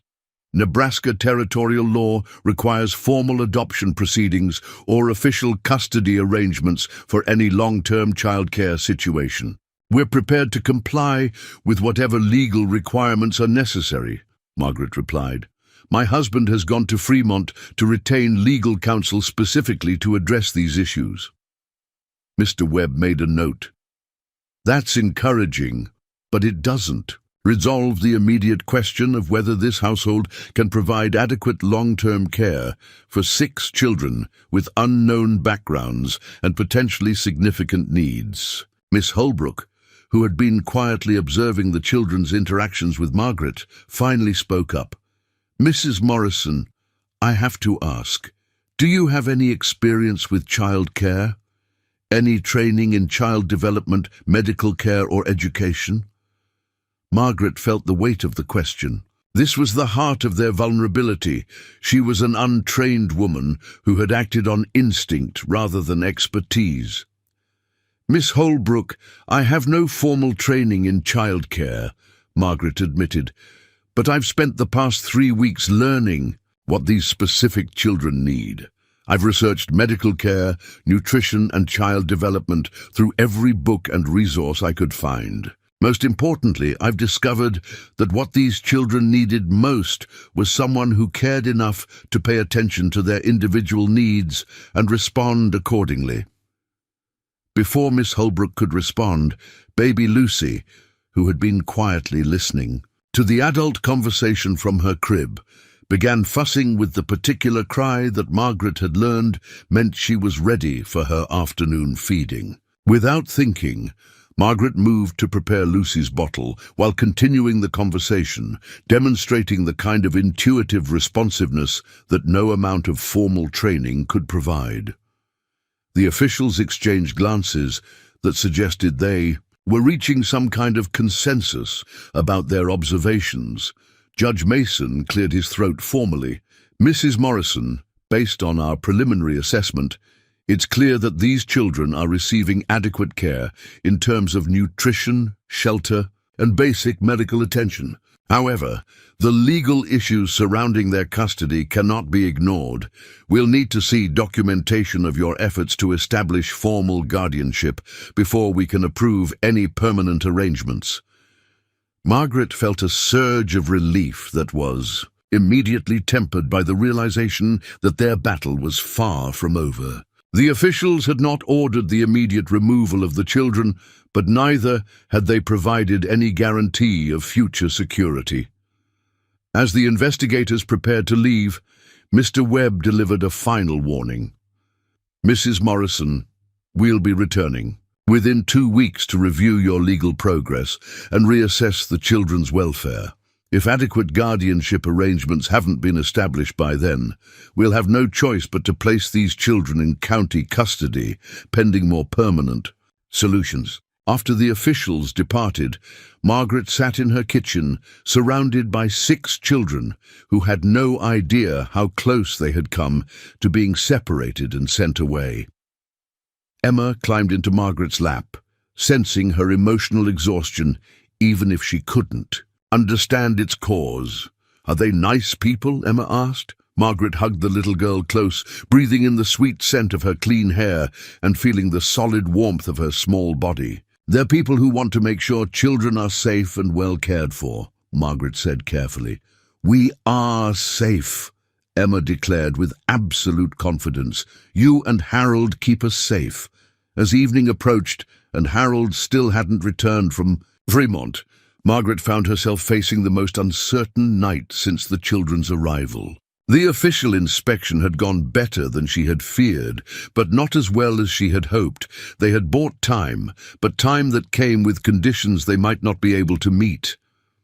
Looking around at the 6 children who had become the center of her world, Margaret made a silent promise that whatever legal battles lay ahead, whatever bureaucratic obstacles they faced, she would find a way to keep this family together. She had discovered that love was not just an emotion, but an action, and she was prepared to fight for the right to continue taking that action on behalf of 6 small souls who had already suffered too much loss in their brief lives. December 10th, 1887.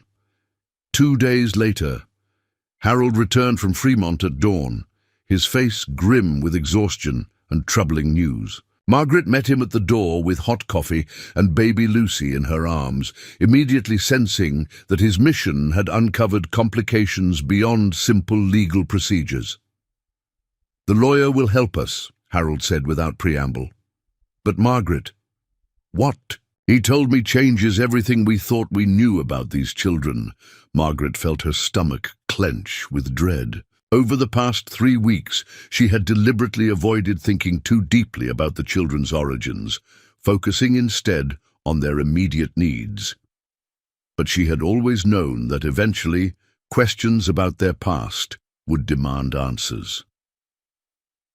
"What did he find out?" she asked, settling into a chair beside Harold while keeping Lucy close for comfort. Harold pulled out a folder of official documents, his expression troubled. "Attorney Jameson has contacts in the Territorial Records Office.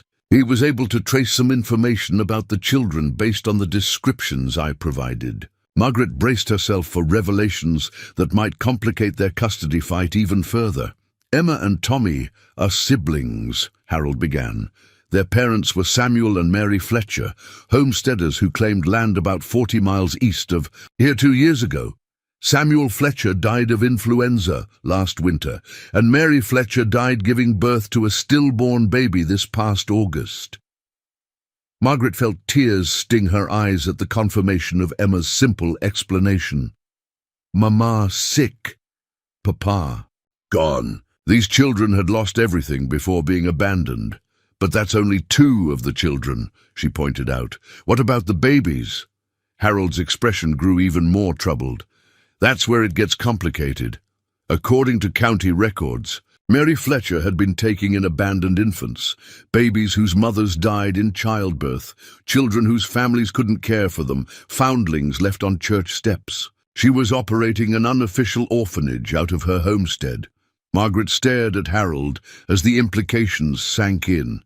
She was caring for all 6 children alone after her husband died. For several months, yes. Neighbors reported seeing her in town, purchasing supplies for multiple children. though no one realized how many she was caring for or how desperate her situation had become. Margaret thought about the lady Emma had mentioned, the woman who had cared for them before she went away. Mary Fletcher had been a widow struggling to care for her own children, plus 4 abandoned babies, while dealing with grief, poverty, and isolation. What happened to her? Margaret asked, though she suspected the answer would break her heart. Harold consulted his notes grimly. Mary Fletcher was found dead in her cabin in early November. Natural causes, malnutrition and exhaustion, according to the county coroner. The children were missing when neighbors finally checked on the property. Margaret felt a chill of horror. Someone took 6 children from a dead woman's house and left them in that ruin to die? That's what it looks like, Attorney Jameson thinks. Someone, probably relatives who didn't want to be burdened with the children, moved them to the Brennan house to avoid legal responsibility for their care. The cruelty of abandoning 6 grieving, traumatized children in a freezing, derelict building made Margaret physically sick. Emma and Tommy had lost both parents, then watched their caretaker die, then been deliberately abandoned by adults who should have protected them. Harold, Margaret said, her voice shaking with rage, these children have been through horrors that would break most adults, and someone just dumped them like unwanted cargo. There's more, Harold said quietly.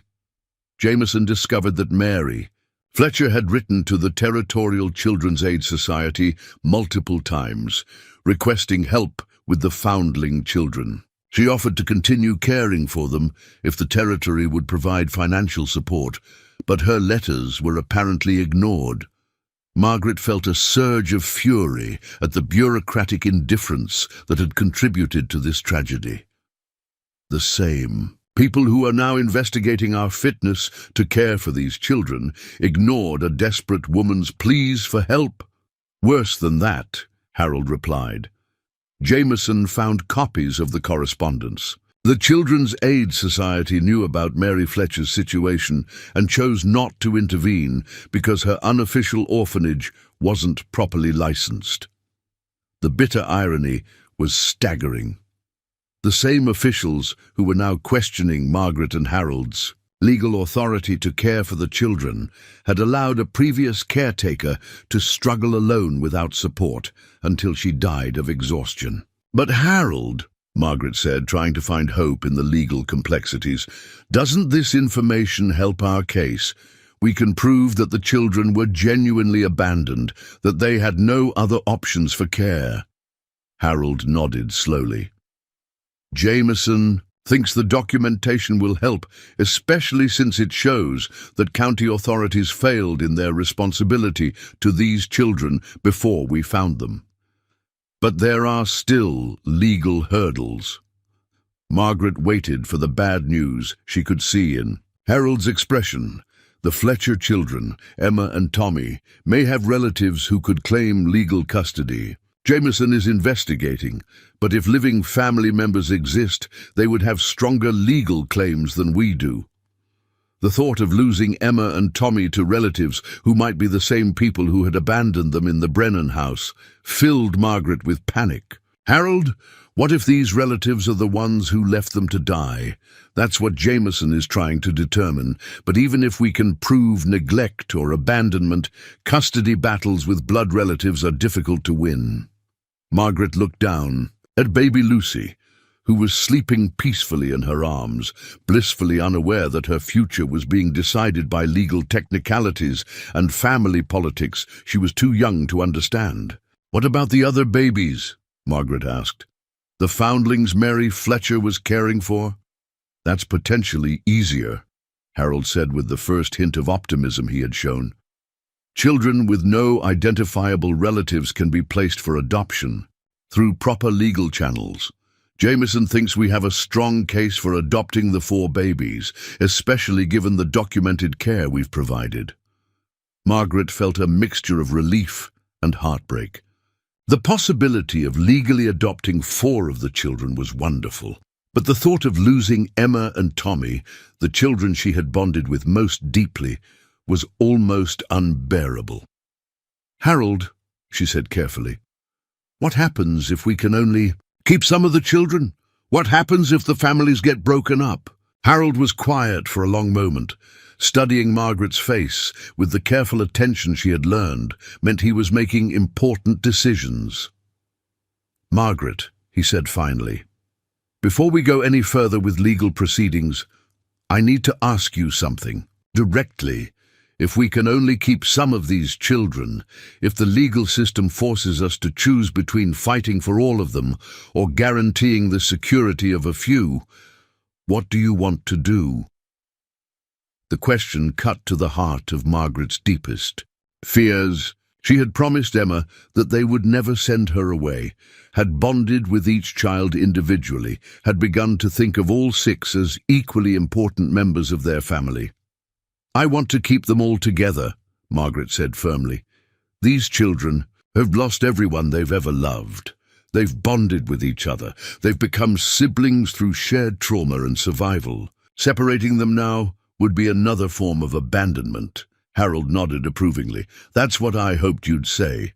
Jameson warned me that fighting for all 6 children would be more expensive, more complicated, and less likely to succeed than accepting a partial arrangement." "I don't care about the difficulties," Margaret replied. "These children deserve advocates who will fight for their best interests, not their most convenient placement." Before Harold could respond, Emma appeared in the kitchen doorway, rubbing her eyes and looking for her morning breakfast. The sight of Harold back from his trip brought a smile to her face. "Harold," she called, running to him for a hug. "Did you bring presents?"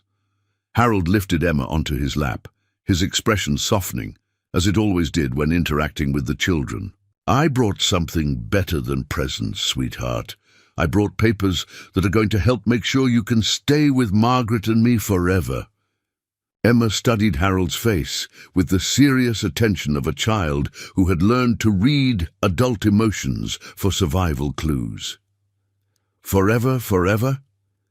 No one will take us away?"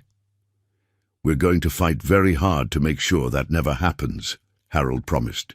"But Emma, there might be some people who say they knew your mama and papa, people who think they should take care of you and Tommy instead of us." Emma shook her head firmly. "Want to stay with you and Margaret, don't want other people."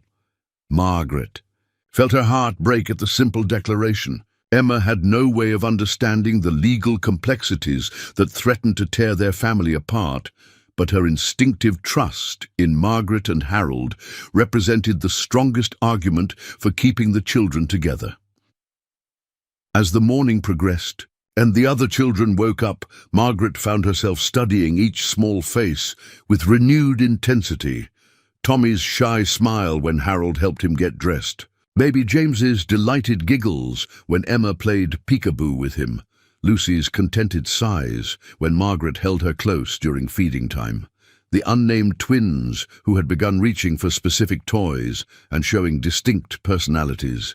Each child had become irreplaceably precious to her, not just as a group, but as individuals with their own needs, preferences, and ways of contributing to their makeshift family. The thought of courthouse battles, custody hearings, and official determinations about their futures filled Margaret with a combination of rage and determination she had never experienced before.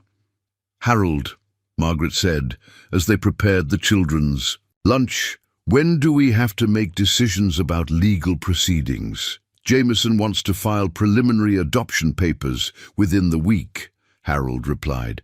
"That will establish our formal intent and provide some legal protection while we investigate the family situation. But Margaret, he warned me that once we begin formal proceedings, everything becomes public record.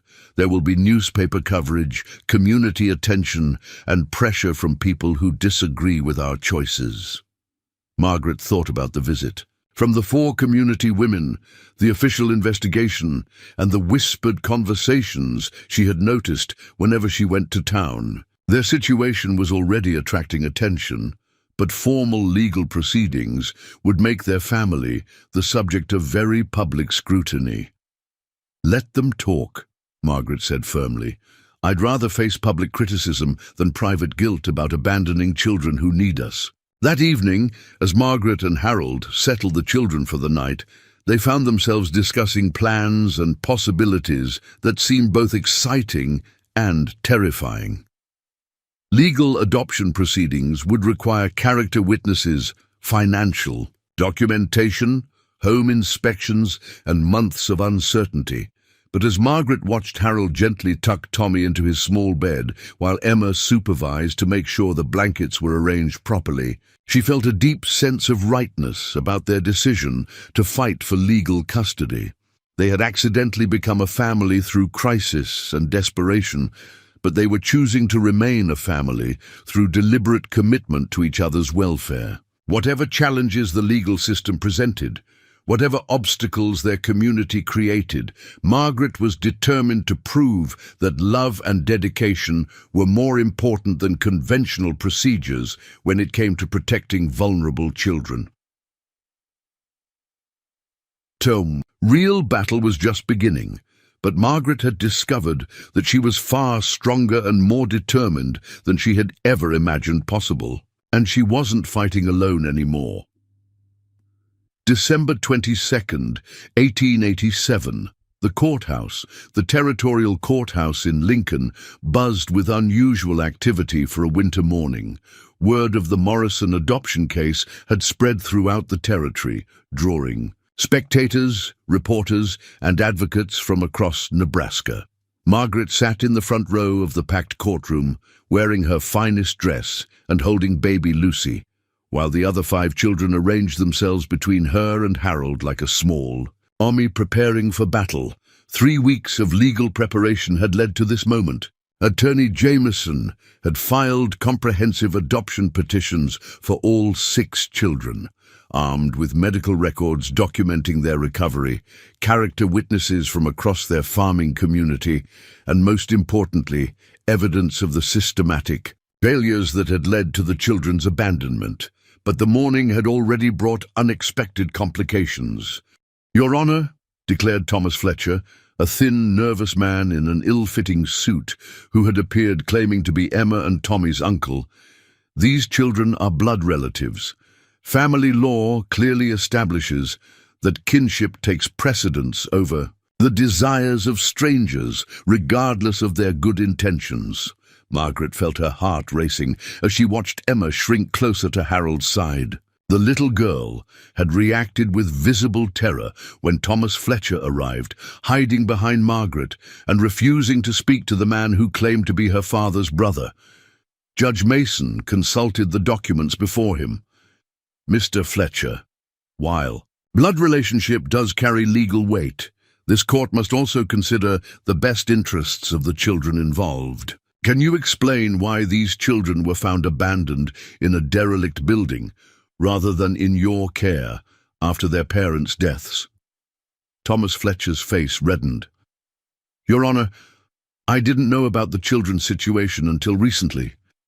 I lived 200 miles away, and communication about my brother's death was delayed." Attorney Jameson rose smoothly. "Your Honor, Mr. Fletcher's claim raises several troubling questions. Our investigation revealed that he was present at Mary Fletcher's funeral in November, the same week these children disappeared from her homestead. We also have testimony from neighbors who saw Mr. Fletcher removing items from Mary Fletcher's cabin after her death. The implication hung heavy in the courtroom air. Margaret felt a surge of anger at the thought that this man might have been responsible for abandoning 6 children to die while he looted their caretaker's belongings. Furthermore, Jameson continued, Mr. Fletcher has failed to provide any evidence of his ability to care for 2 young children. He has no stable home, no wife to assist with childcare, and by his own admission, no previous relationship with Emma and Tommy. Judge Mason turned his attention to the children themselves. "Emma, can you come speak with me?" Emma looked up at Margaret with wide, frightened eyes. Margaret nodded encouragingly, and Emma slowly walked to the front of the courtroom, her small, hand still gripping the wooden horse Harold had carved for her. "Emma," Judge Mason said gently, "do you remember this man? Is he someone you knew before you came to live with Mr. and Mrs. Morrison?" Emma shook her head firmly. "Never saw him before. Don't want to go with him." "Can you tell me why?" Emma's voice was small but clear. "He looks mean, and Margaret and Harold take good care of us. We want to stay together." Thomas Fletcher started to protest, but Judge Mason silenced him with a raised hand. The judge then called each of the older children forward, and their testimony was unanimous. They wanted to remain with Margaret and Harold. They felt safe and loved in their current home, and they were frightened by the prospect of being separated. But the legal arguments continued for hours. The territorial representative argued for compliance with standard adoption procedures. Thomas Fletcher's lawyer insisted on the primacy of blood relationships. Community members testified both for and against the Morrison family's fitness as parents. The turning point came when Dr. Elizabeth Warren took the stand. Margaret had never heard of Dr. Warren before that morning, but Attorney Jameson had located her through his network of contacts. She was a traveling physician who specialized in child welfare and had examined hundreds of cases involving abandoned and orphaned children throughout the Western Territories. "Your Honor," Dr. Warren said with professional authority, "I have conducted extensive examinations of all 6 children currently in the Morrisons' care. Without exception, these children show clear signs of trauma recovery, improved nutrition, and most importantly, secure emotional attachment to their current caregivers." She consulted her notes. "In my professional opinion, removing these children from their current environment would constitute a form of psychological abuse. They have already suffered multiple abandonments and losses. Forcing another separation would cause permanent damage to their emotional development." Dr. Warren's testimony carried weight that amateur community opinions could not match. When she concluded by stating that the Morrison household represented the most successful emergency child placement she had ever documented, the mood in the courtroom shifted noticeably. Judge Mason called for a brief recess, during which Margaret found herself surrounded by well-wishers and supporters she hadn't expected. Neighboring farm families, women from the church auxiliary, even some of the people who had initially criticized their decision to take in the children. "Mrs. Morrison," said Mrs. Chen, the minister's wife who had been part of the original investigating committee, "I owe you an apology. Watching those children today, seeing how they respond to you and your husband, it's clear that you've given them something precious that no institution could provide." Mrs. Thompson, the schoolteacher, approached with tears in her eyes. "Margaret, I've been teaching children for 20 years, and I've never seen transformation like what you've accomplished with these little ones. Whatever the judge decides, please know that you've already given them the most important gift, the knowledge that they're worthy of love." When court reconvened, Judge Mason's expression was serious but not unkind. "This case presents complex legal and ethical questions about child welfare, family rights, and community responsibility. However, my primary obligation is to determine what arrangements will best serve the interests of 6 vulnerable children."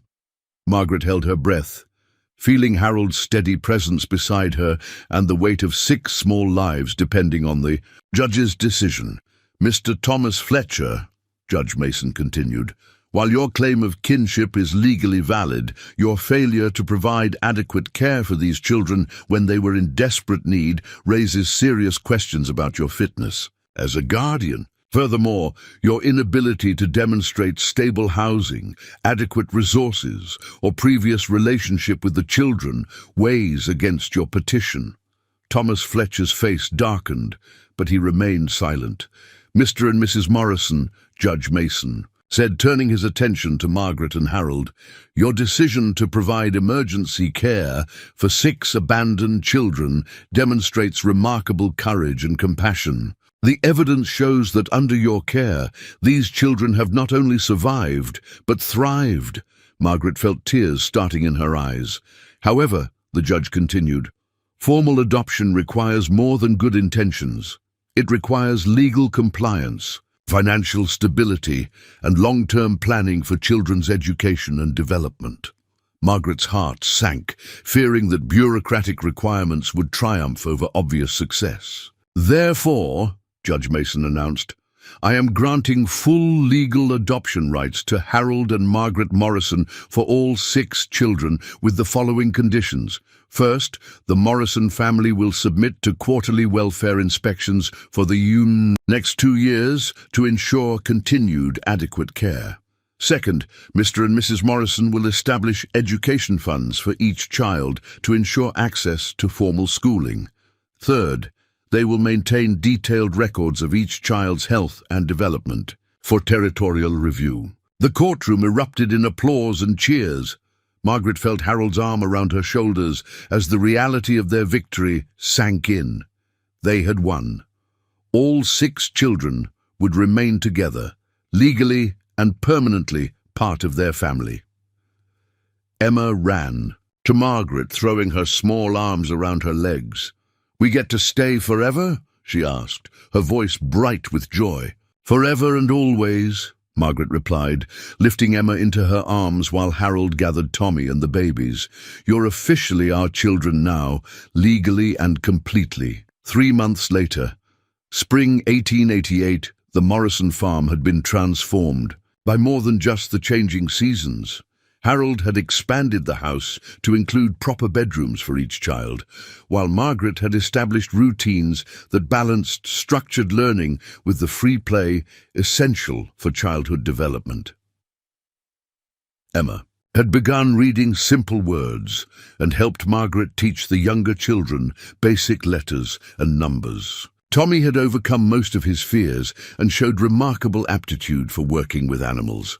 The 4 babies, now officially named Lucy, James, Michael, and Rose, had developed into healthy, active toddlers with distinct personalities and boundless energy. But perhaps the most remarkable transformation was in Margaret and Harold themselves.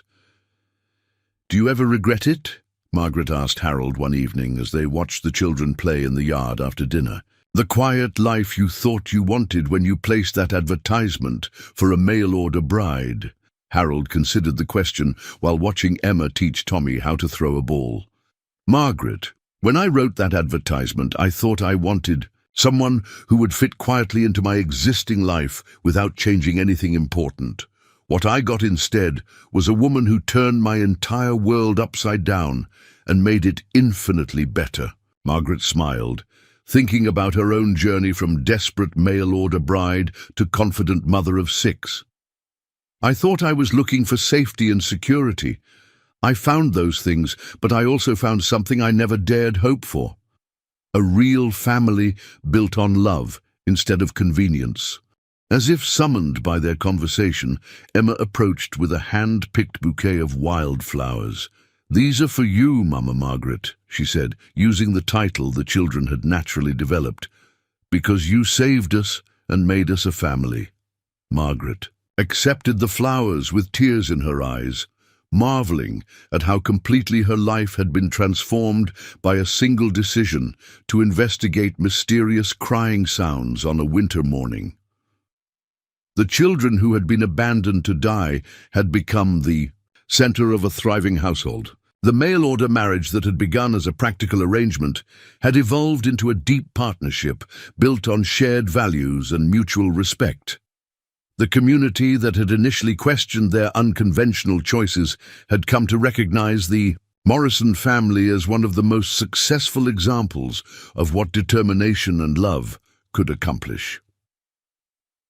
That night, as Margaret and Harold settled 6 children into their proper beds in their expanded house, Margaret reflected on the unexpected paths that had led to this moment of perfect contentment. She had come to Nebraska as a woman with no choices, fleeing scandal and poverty. She was ending her first year as the mother of 6 children, the wife of a man she genuinely loved, and a respected member of a community that valued her contributions. The frightened young woman who had stepped off the train in Millbrook Township had discovered reserves of courage, wisdom, and maternal instinct she never knew she possessed. The desperate children who had been crying in an abandoned house had found not just rescue, but a genuine home where they were cherished as individuals and nurtured as family members. "Harold," Margaret said as they prepared for their own rest, "what do you think will happen next? What kind of future are we building for them?" Harold smiled, gesturing toward the children's bedrooms, where 6 small voices could be heard whispering goodnight prayers that included gratitude for their family, their home, and their safety. "Margaret," he said, "I think we're building the kind of future where 6 children who started life with nothing will grow up knowing they're worth everything. And I think that's the most important work 2 people can do together." As Margaret drifted off to sleep in the home that had become the foundation for everything she valued most, she whispered her own prayer of gratitude for the unexpected journey that had led her to discover her true calling. Sometimes salvation came from answering mysterious cries in the darkness. Sometimes it came from having the courage to act when others chose to ignore suffering. And sometimes, if you were extraordinarily fortunate, salvation came in the form of building something beautiful from the broken pieces of multiple lives. Margaret Elizabeth Whitmore Morrison had found all 3 forms of salvation, and in doing so had provided the same gift to 6 children who would carry forward the lessons of love, resilience, and the power of chosen family for generations to come. The mail-order bride, who had discovered 6 abandoned babies, had discovered something far more precious: her own capacity to transform love into action and action into lasting change for everyone whose life she touched. Up next, you've got 2 more standout stories right on your screen. If this one hit the mark, you won't want to pass these up. Just click and check them out. And don't forget to like, subscribe, and turn on the notification bell so you don't miss any upload from us.